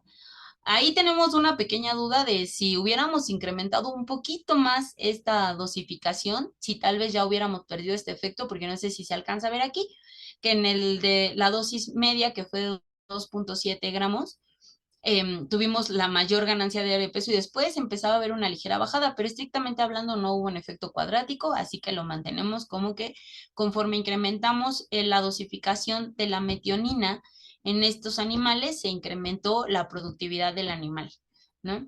En este sentido, hay varias investigaciones, por ejemplo, el Tahawi e Ismaili en el 2013 también reportaron un aumento de aproximadamente 2.15 kilogramos por animal cuando suplementaron con 3.3 gramos de metionina por cada kilogramo de concentrado, ¿no? Entonces, sí hay algunos reportes en los que los aminoácidos pueden llegar a mejorar la productividad animal. En nuestro trabajo particularmente, no solamente, la intención no era solamente medir la eficiencia de la metionina, sino compararla con la herbal, pero bueno, la herbal es otro cantar o totalmente distinto porque ahí nos vamos no tanto al uso de la metionina, porque de hecho en el perfil de aminoácidos salió, pues no salió muy alta la cantidad de metionina, sino a una cuestión de compuestos fenólicos, cambios en la microbiota y algunos otros detalles que, que no me detengo tanto en esa parte, ¿no? Porque ahorita estamos viendo metionina, ¿ok? Y algo bien interesante también es que pues cuando hicimos la parte de contrastes ortogonales para poder ver esta diferencia entre un tratamiento y otro, vemos que pues estas dos fueron muy similares en su comportamiento, tanto la metionina herbal como la sintética, mientras que cuando yo las comparo con los grupos, con el grupo control, a cualquiera de ellas o a ellas dos, lo que vemos es que sí hay diferencia, ¿no? Entonces, básicamente, este tipo de aminoácidos sí me va a generar una mejoría en la respuesta productiva por parte del animal.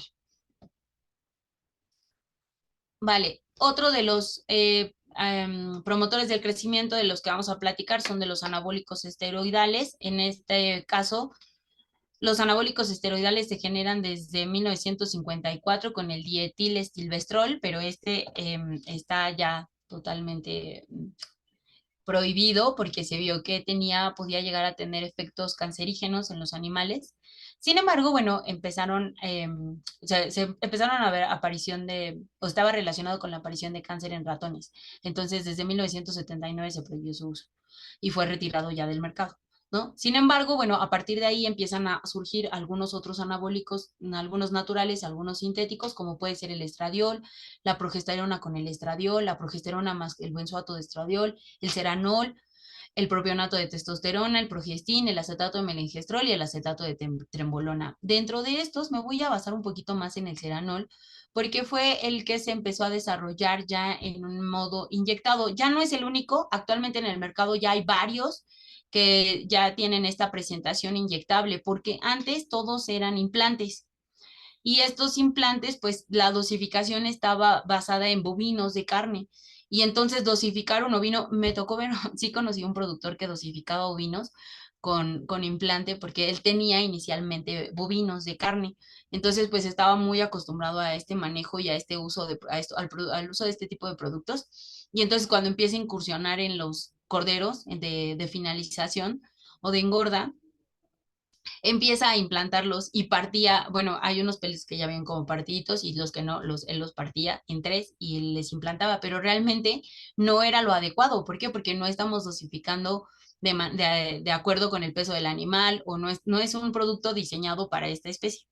¿Ok? Entonces ya de repente empiezan a salir los productos, los anabólicos esteroidales en presentación inyectable, el cual ya podemos dosificar a kilo, ¿no? O sea, dependiendo la cantidad de kilos del animal, dosifico el producto y ya no hay pierde de si estoy dando de más o menos, ¿no? Su vía de administración casi siempre subcutánea, aunque también tenemos productos que no, pero la mayoría son subcutáneos. Y el periodo de retiro debe de ser de 28 días y esto es sumamente importante, respetar este periodo de retiro. Otro que podríamos llegar a utilizar también es el acetato de melengestrol, porque este lo podemos incluir también en el alimento y aquí la limitante con la que yo me he encontrado ha sido disponibilidad. No es tan fácil encontrarlo. Bueno, a mí particularmente no lo he encontrado tan fácilmente. ¿Vale? El ceranol, pues, que es el que nos vamos a centrar un poquito más, ya dijimos, es un anabólico natural no hormonal. Este se obtiene del hongo de maíz, el Giberella ceae, y este va a presentar una estructura molecular que es diferente a los andrógenos y a los estrógenos, sin embargo, va a ocupar los mismos receptores, o sea que ocupa y bloquea los receptores de los glucocorticoides. Estas sabemos que son sustancias que tienen una potente actividad catabólica. Por lo tanto, al ocupar estos receptores va a evitar el catabolismo. Esa es su función, es muy sencilla, no es tan complejo, ¿no? Ocupa y bloquea los receptores de glucocorticoides. Estos glucocorticoides son sustancias que normalmente serían o tendrían esta actividad catabólica de degradar, ¿no? De degradar una estructura grande a estructuras más pequeñas. Sería una actividad muy potente, sin embargo, al estar ocupados, pues evita este catabolismo, ¿no? Y por lo tanto, al evitar el catabolismo va a inducir el anabolismo, por lo tanto va a haber síntesis de componentes celulares, ¿no? El anabolismo es sintetizar de productos más chiquititos a productos más grandes, ¿no? Entonces vamos a tener síntesis de componentes celulares. Este va a tener una diferencia marcada entre sexos, aunque está mucho más reportado en bovinos, la verdad, pero de manera general las diferencias van a ser hasta de manera anatómica, ¿no? Se considera que los machos tienen mayor concentración de este tipo de receptores androgénicos o de receptores de los glucocorticoides que las hembras en ciertas partes, como que como el cuello, el hombro, toda la parte trasera, y esto puede o es lo que explica el dimorfismo sexual en el crecimiento muscular. Entonces, obviamente va a tener un efecto diferente el ceranol en animales, en hembras que en machos, ¿va? ¿Qué otras funciones tiene? No es la única la de ocupar los receptores de glucocorticoides, también ocupa receptores de testosterona. Esto va a inducir una baja en los niveles de la hormona luteinizante y por lo tanto va a disminuir el tamaño de testículo y en consecuencia también vamos a tener una menor actividad reproductiva y menor expresión de dominancia en bovinos. Bueno, esto está también reportado más en bovinos machos. Hace tiempo, justo el doctor Corona, en unos machos que están en trabajo acá en Cepipsa, teníamos ese problema, ¿no? Que la dominancia, como ya eran machos adultos, que iban a entrar a otra investigación y que se iba a trabajar otra cosa totalmente distinta con ellos, pero por lo mientras estaban esperando los animales aquí como a ser utilizados. Y no teníamos tantos corrales, así que estaban juntos y bueno, el topeteadero era bárbaro, se empezaron a lastimar, entonces el doctor mencionaba, pues vamos a meterle ceranol para disminuir. Ya no supe exactamente cuánto aplicaron, pero su única función no era tanto utilizarlo como promotor del crecimiento, sino para disminuir esta dominancia entre los machos y sí disminuyó, ¿vale? Y también el ceranol puede llegar a promover un aumento del tamaño de las glándulas tiroideas, bueno, las glándulas tiroideas, y por lo tanto un mayor número de células secretoras de la hormona adenocorticotrópica. Por lo tanto, vamos a incrementar también la secreción de somatotropina, que es la hormona, sabemos, del crecimiento, y esto va a estimular la llegada de aminoácidos al músculo y en general es una forma en la que induce el crecimiento del animal, ¿no? Ahora, ¿qué características debemos de tener para poder llegar a utilizar estos productos? Pues de entrada, dietas elevadas en granos, si es necesario, si no, no tienen el mismo potencial de utilización. Los mejores resultados sí o sí se van a obtener con dietas elevadas en granos, ¿no? Y bueno, esto es bastante interesante porque estamos muy acostumbrados a que en gordas comerciales, son de bovinos, vamos a finalizar animales con una tendencia a, pues obviamente, acumular cantidades crecientes de grasa, ¿no? Eso es fisiológico, eso es parte del animal. Sin embargo, sabemos que a muchos o cierta región del país no le encanta este tipo de canales llenas de grasa, por lo que al implantarlo con agentes anabólicos vamos a provocar que haya una producción de carne lo más magra posible. Y esto en el caso de bovinos representa una ventaja muy grande, porque de hecho hasta hay productores que pues les castigan el precio de la canal o de la compra cuando viene la canal muy grasa. Entonces, hasta ni siquiera, algunos ni siquiera es de que estén tan acostumbrados a utilizarlo, algunos es prácticamente el mercado se lo está pidiendo sí o sí. Pero ¿qué pasa en el caso del ovino? En el caso del ovino, ¿qué tanto queremos que la canal sea más magra? ¿No? Por el tipo de comercialización que tenemos, no siempre vamos a buscar que nuestra canal sea magra. ¿Por qué? Porque al contrario, pues nuestra comercialización va más hacia barbacoa, tal vez algunos tenemos un nicho de mercado muy particular que podríamos haber encontrado en cortes, pero no buscamos, o una de las características de la carne de ovino no es que sea magra en su totalidad, ¿no? O que sea la tendencia. Entonces, estos anabólicos esteroidales en el ovino siguen también teniendo como bueno, ¿qué tanto me conviene utilizarlos o no? Y eso va a depender 100% de las características en las que se encuentre la unidad de producción que estemos asesorando o la que tengamos. Porque el periodo de engorda del ovino es mucho más corto. Y el tiempo de retiro no se acorta, el tiempo de retiro sigue siendo el mismo. Entonces, eso implica que pues realmente el tiempo que voy a tener en utilización o en administración de este producto va a ser mucho menor, porque yo lo tengo que retirar en algún punto. Las ganancias de peso también se han reportado menores en esta especie y lo que decíamos, ¿no? ¿Qué tanto quiero que la carne sea lo más magra posible? ¿No? Entonces, ¿funcionan? Sí. ¿Promueven el crecimiento? Sí, pero hay que considerar si es el objetivo que yo quiero, ¿de acuerdo con qué? Principalmente con mi mercado. Y de igual manera que en el caso de ionóforos, algunos países, principalmente la comunidad europea, ha prohibido el uso de estas hormonas y anabólicos en la producción animal. Y bueno, también la importación de carne para consumo humano que haya sido tratada con estos agentes anabólicos.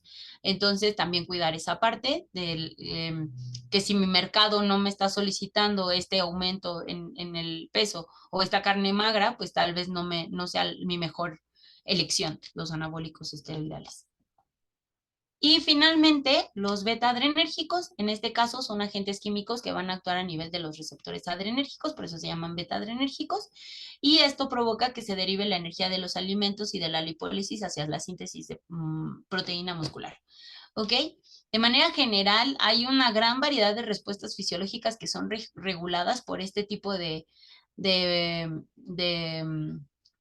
de productos, bueno, en general son de estructura y función muy similar a las catecolaminas y las catecolaminas van a tener una gran variedad de respuestas fisiológicas que pueden llegar a regular todas estas, contracción del corazón, broncodilatación, secreción de la insulina, etc.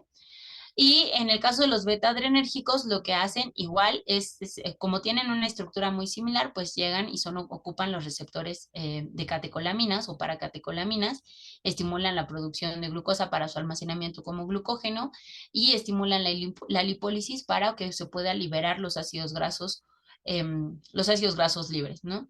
Y con esto podamos mejorar las concentraciones plasmáticas de los sustratos que vamos a utilizar o de los sustratos más importantes, los sustratos oxidativos más importantes, que sería glucosa y ácidos grasos, ¿no? Entonces, este es como su mecanismo de acción, de igual manera, platicado de manera muy sencilla. Aquí también vamos a tener esta limitante de que algunos países prohíben la administración de estos betagonistas, no México. Vamos a ver que en México tenemos algunos que son, que están aprobados, al igual que en los hormonales tenemos los aprobados, pero bueno, hay otros países que ya están regulando su utilización y no sabemos si en algún punto se pueda o vayan se vaya a regular aquí en México y se vayan a prohibir algunos de ellos o todos, ¿no? De manera general, incrementan el flujo sanguíneo, por lo tanto, vamos a poder transportar mayor sustrato y fuente de energía. ¿A qué? A la síntesis de proteína y por lo tanto a menos proteólisis. También van a disminuir la cantidad de grasa, ya dijimos que incrementan la lipólisis para tener más ácidos grasos libres, lo cual va a generar una lipogénesis también muy disminuida. ¿Qué opciones tenemos? Tenemos al silpaterol, a la ractopamina y al clenbuterol. Obviamente sabemos que el clenbuterol está prohibido, así que lo olvidamos por hoy. La ractopamina se utiliza muchísimo más en cerdos y el que se llega a utilizar es el silpaterol, que es el que tenemos algunos productos, principalmente en forma de premezclas minerales o adicionados junto con premezclas minerales y se pueden llegar a utilizar en ovinos.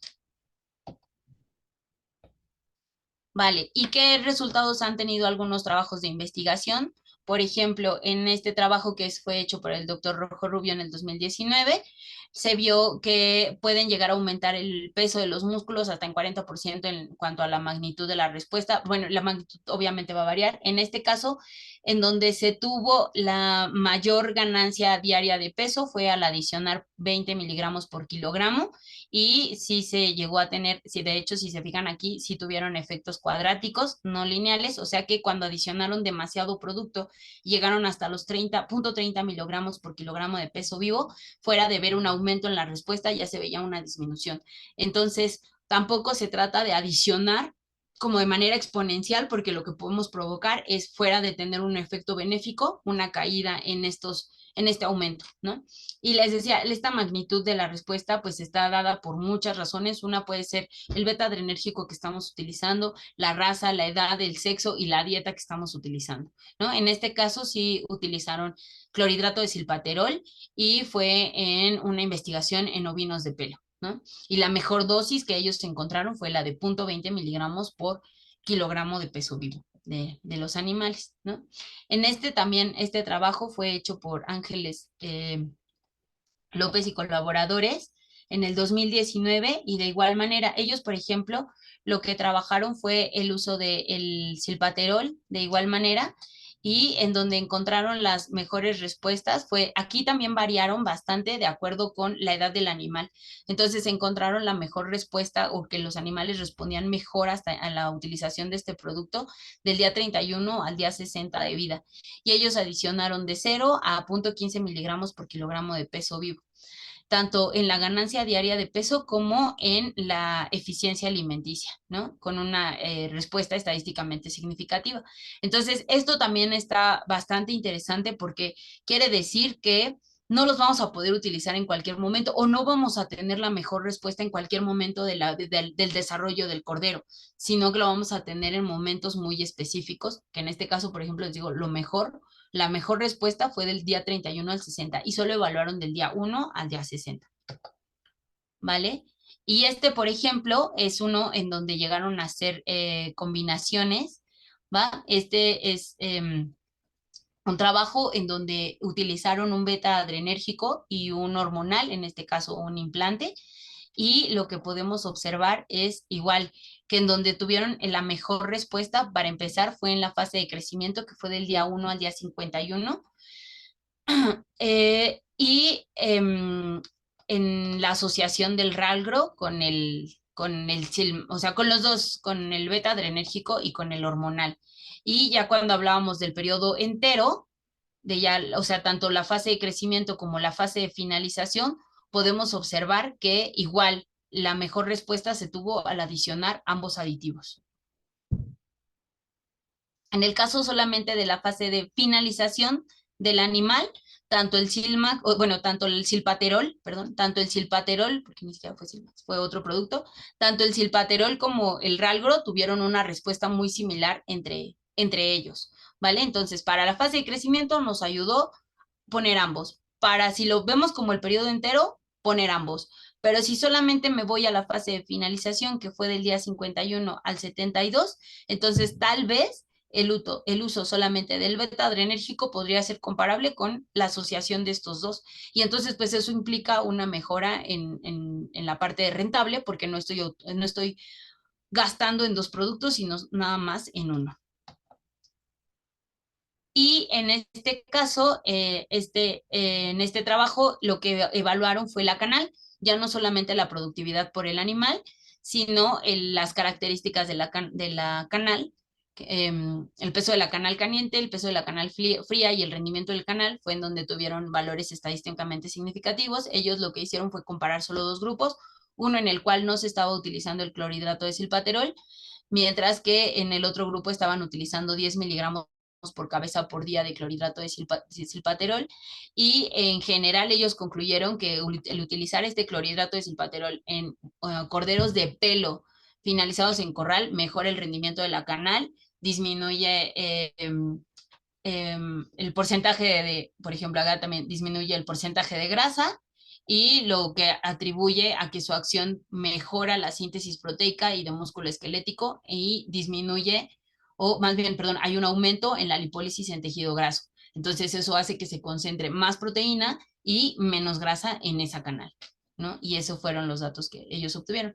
Incrementaron, por ejemplo, el rendimiento de la canal caliente prácticamente en un 2%, así como el peso de la canal fría también en un 2%, bueno, en 2 kilogramos. ¿Vale? Y bueno, eso sería toda la parte de promotores del crecimiento.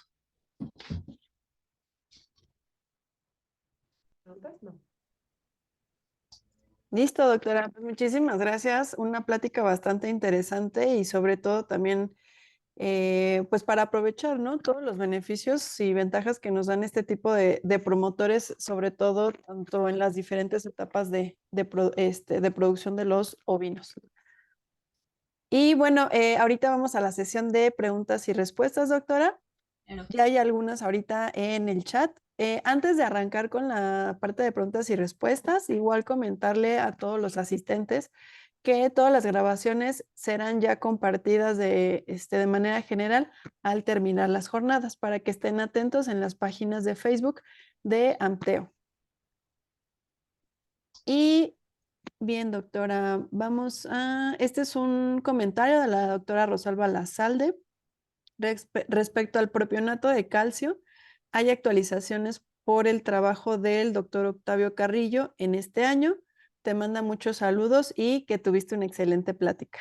muchas gracias, gracias. El doctor Ranulfo Vázquez pregunta, ¿qué características debe tener la levadura a utilizar? Pues realmente lo que yo la he trabajado o bueno, lo que nosotros hemos trabajado, la levadura casi siempre viene liofilizada, la tenemos en polvo, y la dosificación va a depender mucho de cuál es el efecto que buscamos y en qué tipo de animales, ¿no? Si tenemos un animal, por ejemplo, joven, también ahí generalmente la humedecemos para suministrarlo al animal, la humedecemos previo a ofrecérselo, y pues les digo, ahí va a depender mucho del tipo de animal al que se lo voy a ofrecer, pero prácticamente la levadura siempre nos la venden liofilizada y en polvo. Ujú. Perfecto, doctora, muchas gracias. Víctor Hugo Román Domínguez pregunta, doctora, dentro de su experiencia, ¿la relación costo-beneficio del uso de los promotores de crecimiento hacen rentable su uso en engordas comerciales? Yo creo que sí, siempre y cuando, dependiendo del promotor del crecimiento, nos fijemos como que en esos detalles, ¿no? Por ejemplo, en el caso de ionóforos, a mí sí me ha tocado ver engordas comerciales de corderos con su utilización, funcionales, rentables, pero estamos hablando de animales que salen muy rápidamente a venta, ¿no? Porque no te los, o sea, si no, si entre más días los mantengas en consumo, pues es mucho más complejo. En el caso, por ejemplo, de hormonales y beta adrenérgicos, salvo el productor que me tocó conocer hace ya mucho tiempo que compartía los pellets, la realidad es que regresamos al punto, ¿qué tanto quiero las características que me está ofreciendo el promotor? Entonces, no muchos productores yo he visto que lo implementen, ¿Por qué? Pues porque te baja la grasa. Y por ejemplo, si mi comercialización es de barbacoa, no forzosamente es lo que busco, ¿no? Sabemos que el rendimiento del consomé te lo da muchas veces la grasita del animal. Entonces, ¿qué tanto quieres que baje la grasa? En cuanto a los cultivos microbianos, la verdad es que creo que también pueden llegar a ser una excelente opción, principalmente en animales muy jóvenes y con esta intención de disminuir principalmente diarreas, disminuir, por lo tanto, pérdida de peso durante la lactancia por diarreas sí, básicamente, y disminuir mortalidad también se me hace bastante funcional. En el caso de aminoácidos, que fue parte de lo que yo trabajé en el doctorado, la verdad es que siento que los aminoácidos protegidos sí cuesta trabajo llegar a la rentabilidad en corderos. En otras especies y tal vez en otras etapas productivas pueden llegar a ser muy viables, pero en corderos cuesta un poco de trabajo llegar a esa rentabilidad. De hecho, era parte de la justificación de por qué nosotros hicimos esta comparación entre una metionina sintética y una metionina herbal, que no era específicamente metionina, pero así la promovía eh, la empresa que la comercializaba. Y precisamente esa era parte de nuestra justificación, ¿no? Que bueno, los aminoácidos sintéticos en muchas ocasiones llegan a ser tan costosos que no pasan, o sea, aunque sabemos que existen los beneficios y sabemos que mejoran la productividad animal, no siempre generan la rentabilidad en el productor por esos costos que alcanzan. Entonces, en los aminoácidos sí sería como algo que yo les recomendaría evaluar sí o sí para ver qué tanto el beneficio que les está ofreciendo es el que, o sea, sí rebasa la ganancia. Pero digo, los otros sí, solamente que hay que tener cada uno tiene como, creo que todos pueden llegar a tener ventajas, pero también todos tienen como un detalle que yo tengo que cuidar, uno o dos o varios detalles que yo tengo que decir, bueno, sí, siempre y cuando me esté ofreciendo esto, ¿no? O sí, siempre y cuando yo tenga ciertas características, que fue un poco lo que intenté en esta plática, como sí llegan a funcionar siempre y cuando cubramos con ciertas características. Entonces, si nos fijamos en eso, creo que sí pueden llegar a ser buena opción, principalmente en engordas intensivas. También eso es un hecho. Si lo queremos manejar para engordas que tal vez están basadas en alimentación, en pastoreo o con una alta cantidad de forraje, tal vez no nos van a dar ese incremento, ¿no? que esperaríamos. Ujú. Listo, perfecto, doctora. Omar Salvador Flores, ¿cuál es la disponibilidad de estos probióticos activos en forma comercial? Pues sí hay varios, la verdad, o sea, varios productos que llegamos a encontrar. Ahorita solo les puse el ejemplo, por ejemplo, de los microorganismos efectivos. Es un producto comercial, el que utilizó el doctor Manuel. En el caso de los lactobacilos, pues también es relativamente sencillo encontrarlo. En el caso de los prebióticos, pues ahí también regresamos al punto, cada vez tienen más auge y eso implica también competencia a veces, algunos de ellos como con alimentación humana, ¿no? O sea, sí nos toca como que este auge que ha tenido en la salud intestinal del humano, pues ha hecho que también se lleguen a utilizar para esta industria y pues eso evidentemente eleva los costos, ¿no? Pero sí, sí tenemos varios productos comerciales que se pueden llegar a utilizar en probióticos y en prebióticos. Las investigaciones que les presenté en la plática, de, les digo, de Manuel y el del doctor Plata, también fueron productos que sí encontramos de manera común o que no sería tan complejo siempre y cuando tengamos un proveedor que nos los proporcione de manera constante. Ujú. Perfecto, doctora. El doctor Rigo, de todos estos promotores, ¿cuál es el más usado o cuál recomiendas para tener una mejor rentabilidad? Ay, es que yo creo que ahí sí es importante evaluar las características de la unidad de producción en la que estamos trabajando. O sea, no, a qué tipo de alimentos se tiene acceso, qué tipo de dieta sí voy a lograr cubrir, qué tipo de dieta sí voy a lograr mantener en esos animales. Porque si nos vamos, por ejemplo, a los beta adrenérgicos o a los hormonales, necesitamos dietas con una gran cantidad de concentrados. Y el ionóforo tal vez, aunque sí las requiere, no con el mismo nivel, ¿no? Puedo tal vez irme a una dieta un poquito menos pues como menos, lo que le llamamos estas dietas calientes, ¿no? Con menos cantidad de cereales y también va a llegar a tener un buen efecto. Entonces yo creo que aquí sí, pues tendríamos que evaluar la unidad de producción, tipo de animal, ¿no? De qué edad están saliendo al destete y de qué peso están saliendo al destete, para que con base en eso se pueda también elegir cuál puede llegar a ser la mejor opción.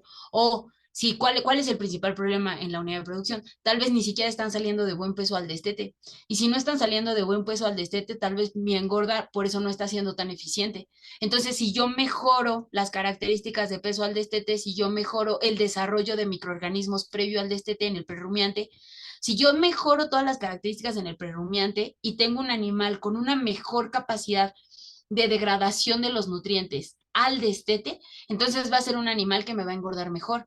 Entonces, ahí tenemos que evaluar, porque si tal vez el punto está en esa etapa, en ese momento del cordero, pues entonces tal vez me voy a un probiótico, ¿no? Para mejorar las características del animal en su etapa más joven.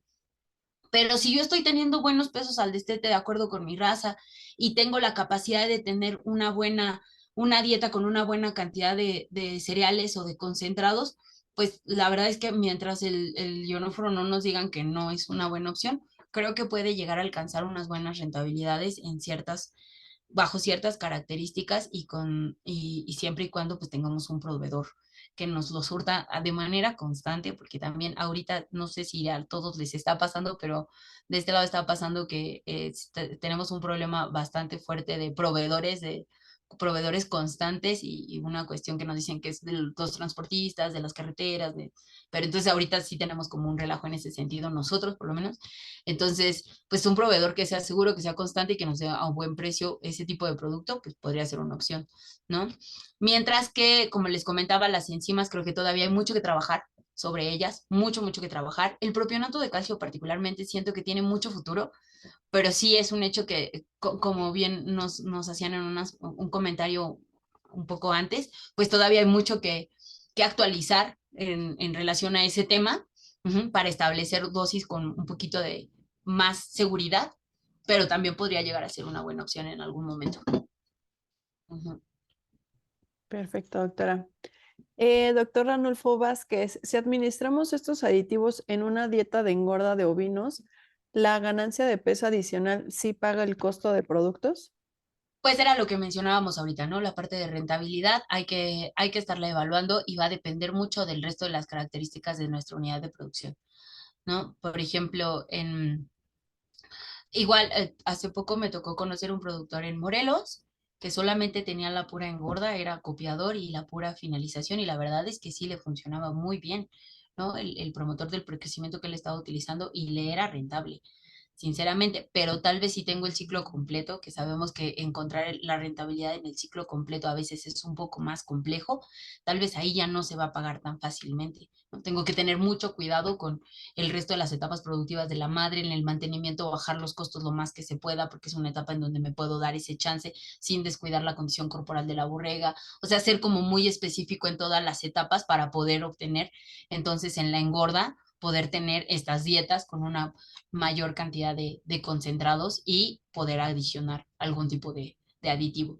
Les digo, los productores que yo he conocido que son acopiadores con finalización, la verdad es que sí utilizan varios de ellos promotores del crecimiento y sí se paga. En donde a veces hay que tener un poco más de cuidado es cuando tengo el ciclo completo. Uh -huh. Perfecto. De hecho, el doctor Gerardo Ayla, su comentario, bueno, más bien su pregunta es relacionada a lo que tú comentabas, ¿no? Que ¿es rentable usar, por ejemplo, el silpaterol costo-beneficio?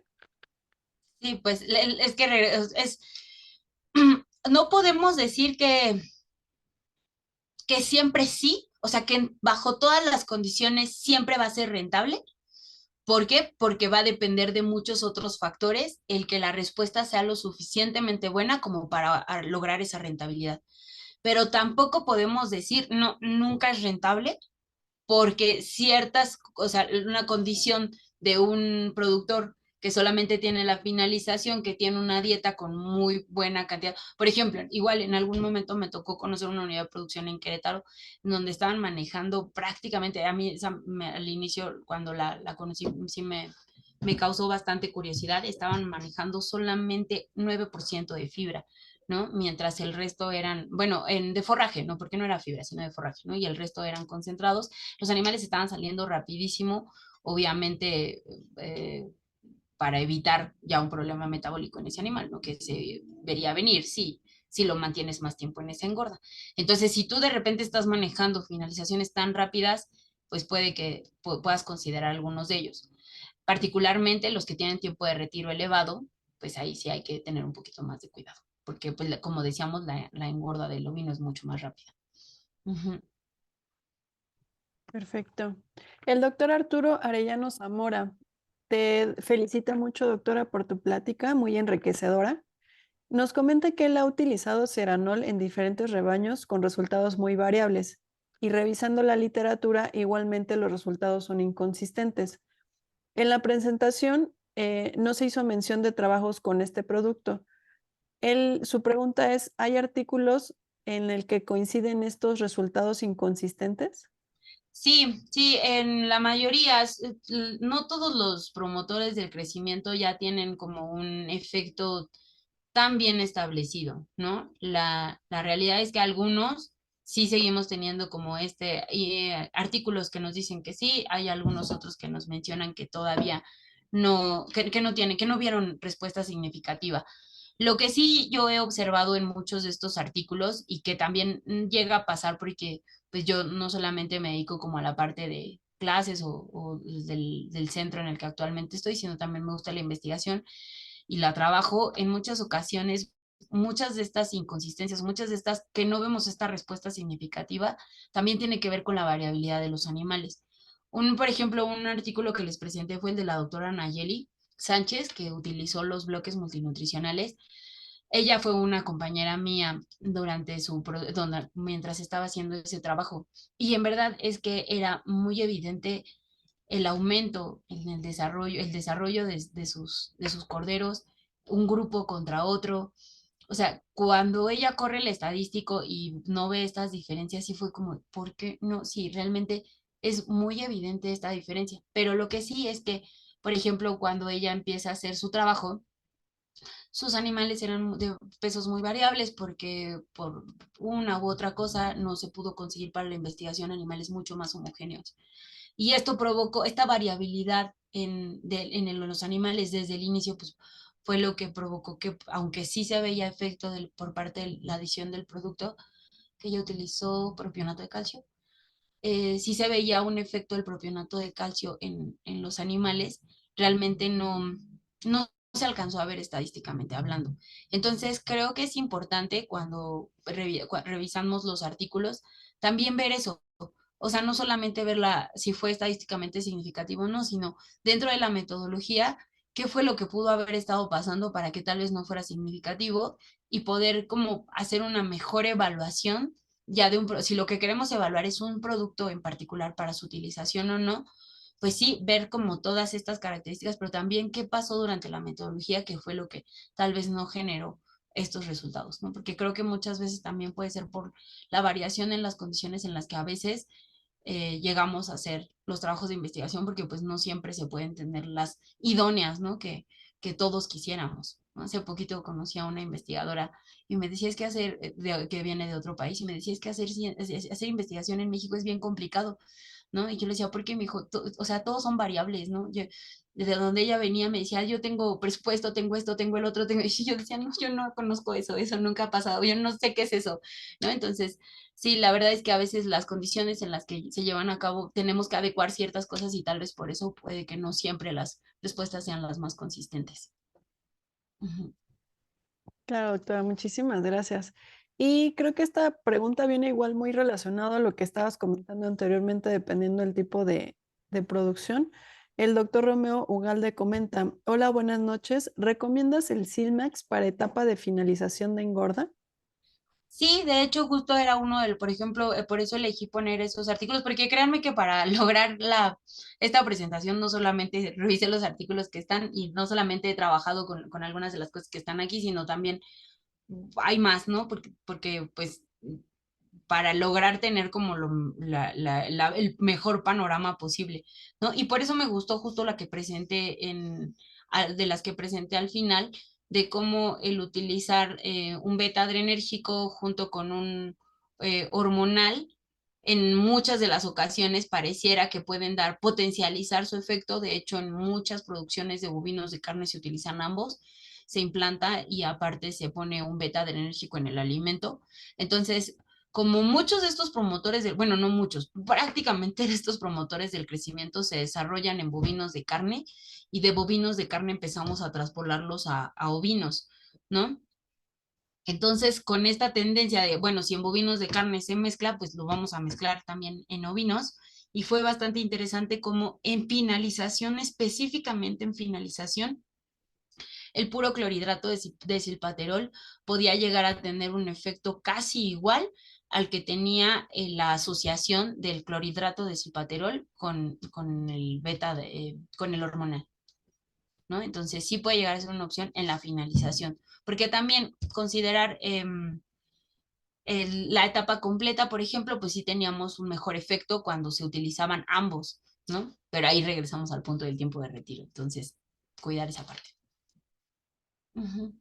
Perfecto.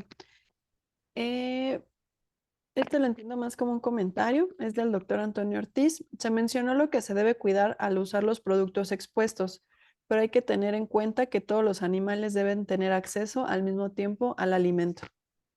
Claro, sí, como mencionamos al inicio, o sea, estos solamente son herramientas que nos pueden llegar a ayudar a hacer más eficiente la respuesta por parte del animal. Pero si estos no son bien manejados, si estos no tienen una dieta adecuada, si estos no tienen una lotificación adecuada, si estos no tienen un animal que fue destetado con una capacidad, con una buena capacidad de utilización de los nutrientes, o sea, con un buen desarrollo de los compartimentos gástricos, de las papilas ruminales, de la microbiota ruminal, o sea, si no se hace de manera adecuada el resto del manejo de la etapa productiva, crecimiento y engorda, pues no es tampoco que vayan a actuar de la nada, ¿no? O sea, se requiere el resto de lo que ya sabemos que se tiene que manejar, ¿no? En la alimentación de los animales en crecimiento, porque de otra forma no van a funcionar, ¿no? Muchas gracias. Perfecto. Uh -huh. El doctor Rodolfo Ruiz, ¿tendrá alguna opinión del uso de ácido málico y butirato sódico? Pues hasta donde yo tengo entendido, el ácido málico puede también ayudarnos em, como un mejorador, digamos, de la microbiota, pero de eso a que tenga como datos de qué tan efectivo llega a ser, dosis, no lo he trabajado tanto. O sea, no me he puesto a leer un poco más de eso, pero con mucho gusto si quiere un día lo leemos y lo platicamos a ver qué nos encontramos, porque si no, no ha sido algo que yo he trabajado mucho. Perfecto. Rosalba Lazalde Cruz pregunta, doctor, en el caso de investigación, ¿cómo determina la dosis de un aditivo para empezar las pruebas comparativas? Vale, también ahí depende mucho del aditivo. Depende si ya se está trabajando, si ya se ha hecho algún trabajo con él en las condiciones en las que más o menos tú lo vas a tener.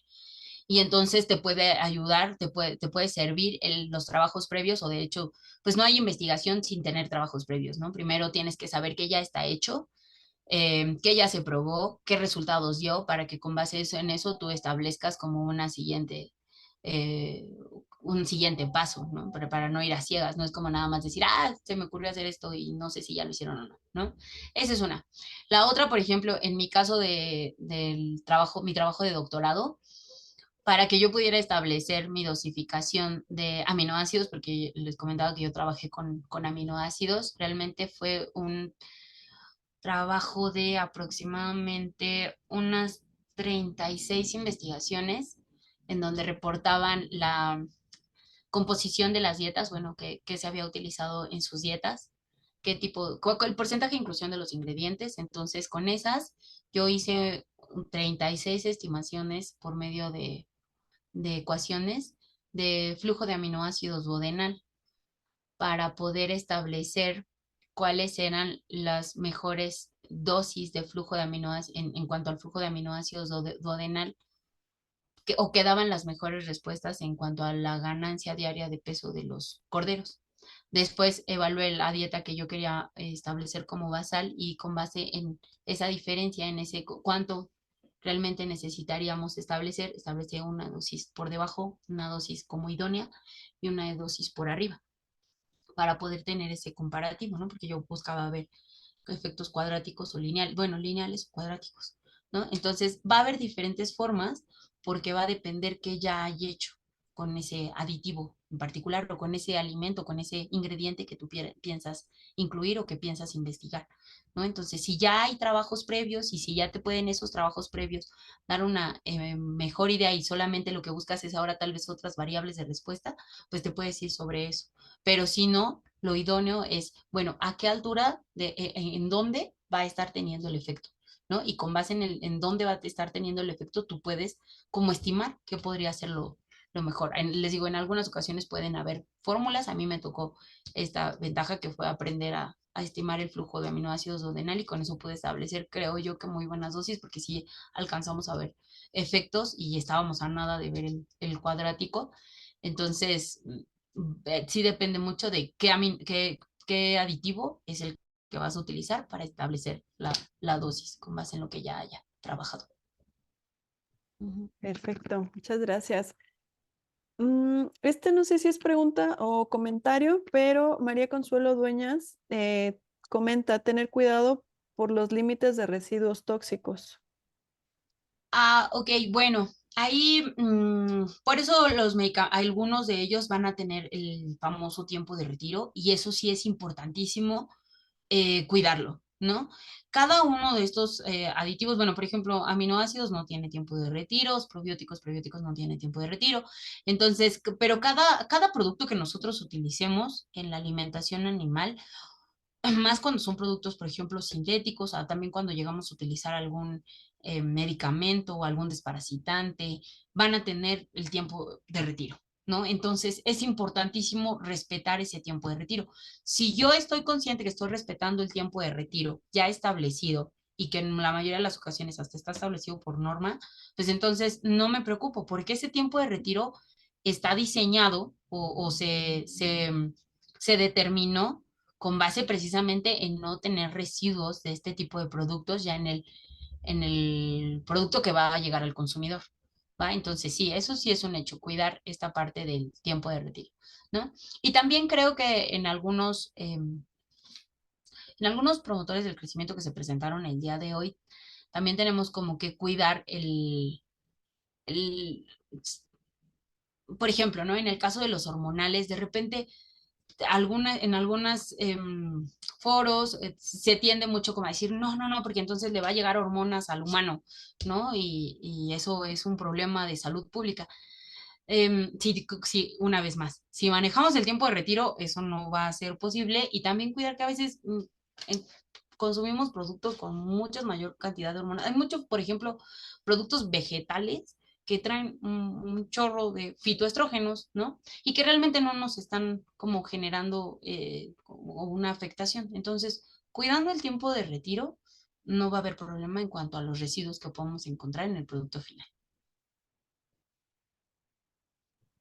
Perfecto, doctora. Y finalmente, de igual manera, María Consuelo Dueñas, ya hay ay, se me movió. Ya hay positivos en pequeños rumiantes al silpaterol. Perdón, no la entendí. No sé si se refiere a que no estén cumpliendo los tiempos de... Ah, esa afirmación. Es una afirmación, sí. Sí, ya hay positivos en pequeños rumiantes al silpaterol. O sea que no se está cumpliendo el tiempo de retiro. Derrete, exactamente. Sí, no, pues la verdad es que yo creo que ahí sí es algo que es ética personal, ¿no? Profesional personal, y pues lo que más nos queda a nosotros es el promover las buenas prácticas de manejo, incluyendo esta, ¿no? Que es el manejo de la alimentación adecuado y eso incluiría manejar los tiempos de retiro, ¿no? Pero sí es un hecho y es lamentable que pues tampoco podemos de repente, o sea,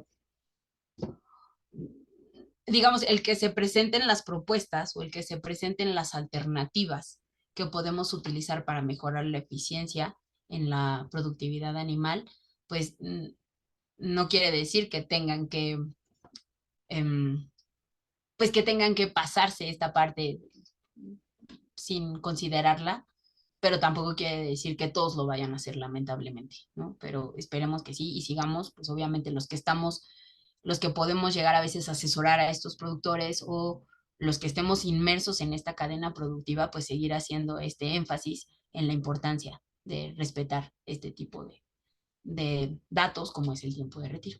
Uh-huh. Exacto. Y digo ya nada más para complementar, el doctor Roberto Hernández comenta que pues también es importante, ¿no? Tener en cuenta que muchas de estas sustancias se venden sin receta cuantificada.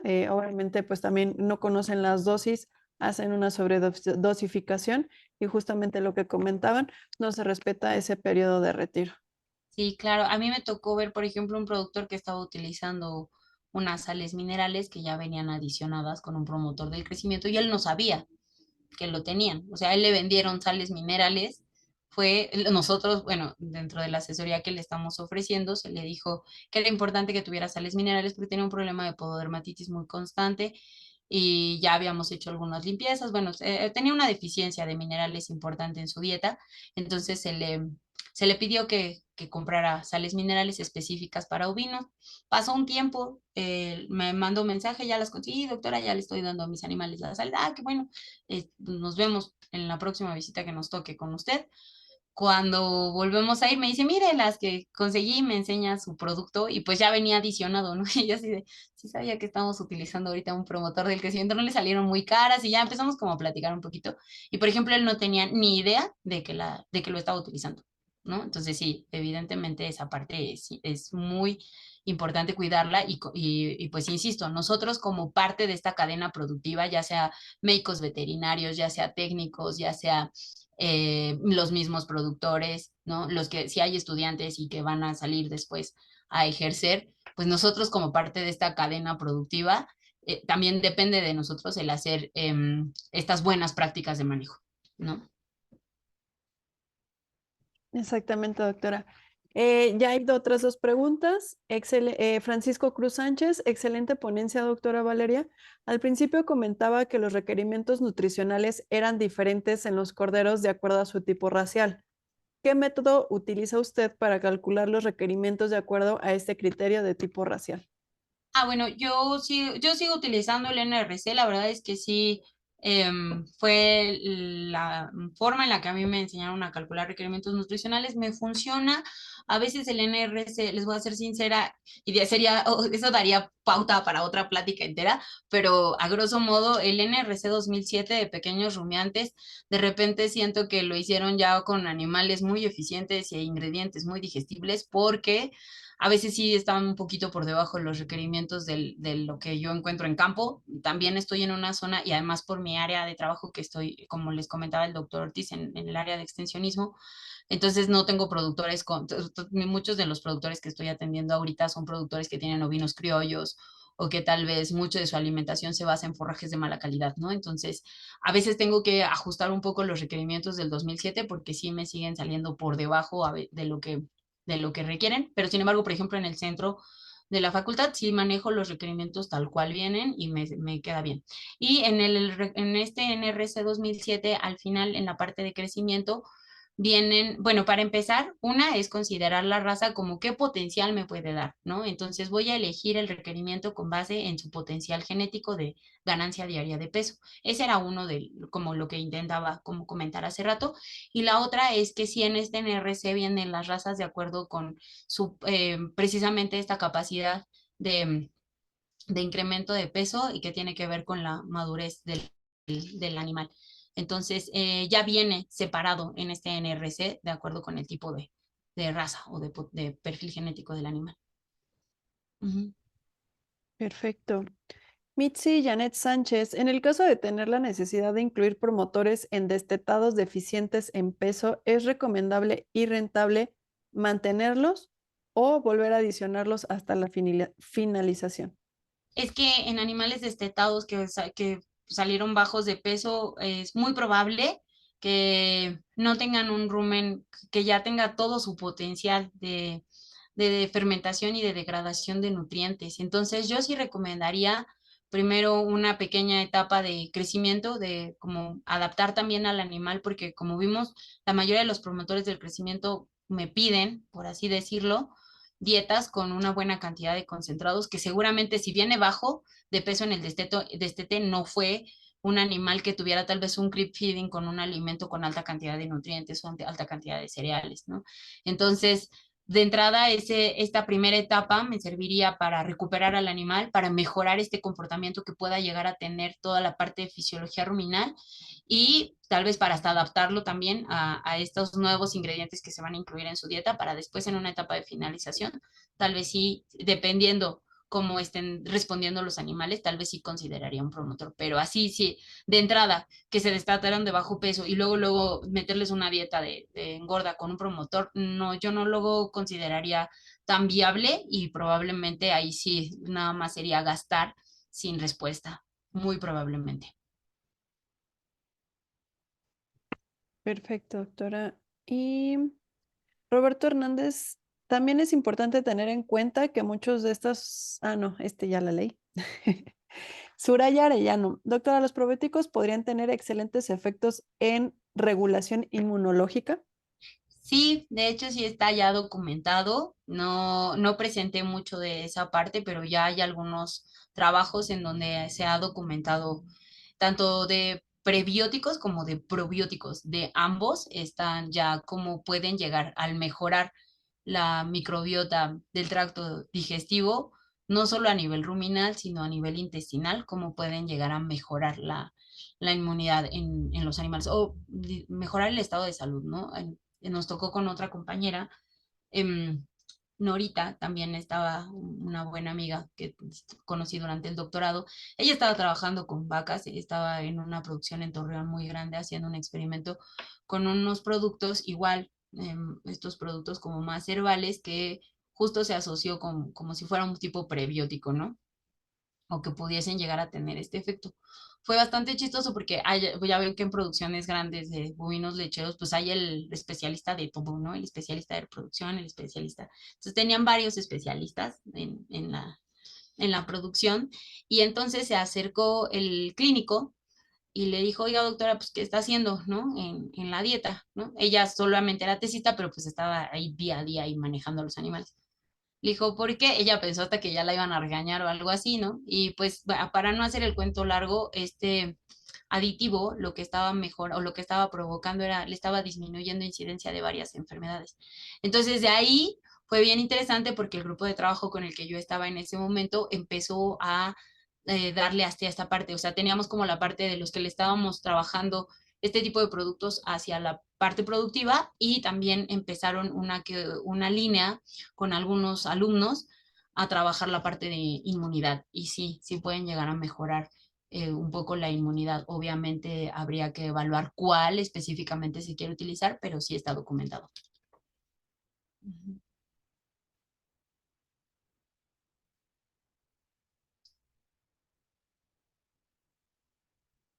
Ahí está. Ya. Listo, doctora. Eh, y ahora sí, ya es la última. Rodolfo Ruiz nos comentó de una dieta con muy poco forraje. ¿Qué cantidad de forraje recomienda, etapa de crecimiento y engorda? Bueno, yo la verdad es que me baso mucho en la fibra detergente neutro, más que, o sea, esa fue como un ejemplo que yo vi en Querétaro hace ya tiempo. También, digo, estaba un poquito más o tenía un poquito de menos experiencia, siento yo, en alimentación de ovinos y entonces para mí sí fue como muy sorprendente que estuvieran manejando una dieta de engorda con alrededor de 9% de forraje y todo lo demás de concentrados y fue como, wow, eso no lo había visto yo nunca, ¿no? Era un doctor que la verdad es que admiro en la parte de alimentación, quien estaba llevando a cabo ese manejo y sí se me hizo bastante interesante. Y yo me voy más hacia fibra detergente neutro cuando manejo una dieta. Por ejemplo, en mis gordos de finalización del doctorado, la fibra detergente neutro la teníamos en alrededor del 28 al 32%, a veces variaba un poco por los insumos que no siempre nos salieron idénticos en composición, pero era lo que yo estaba trabajando.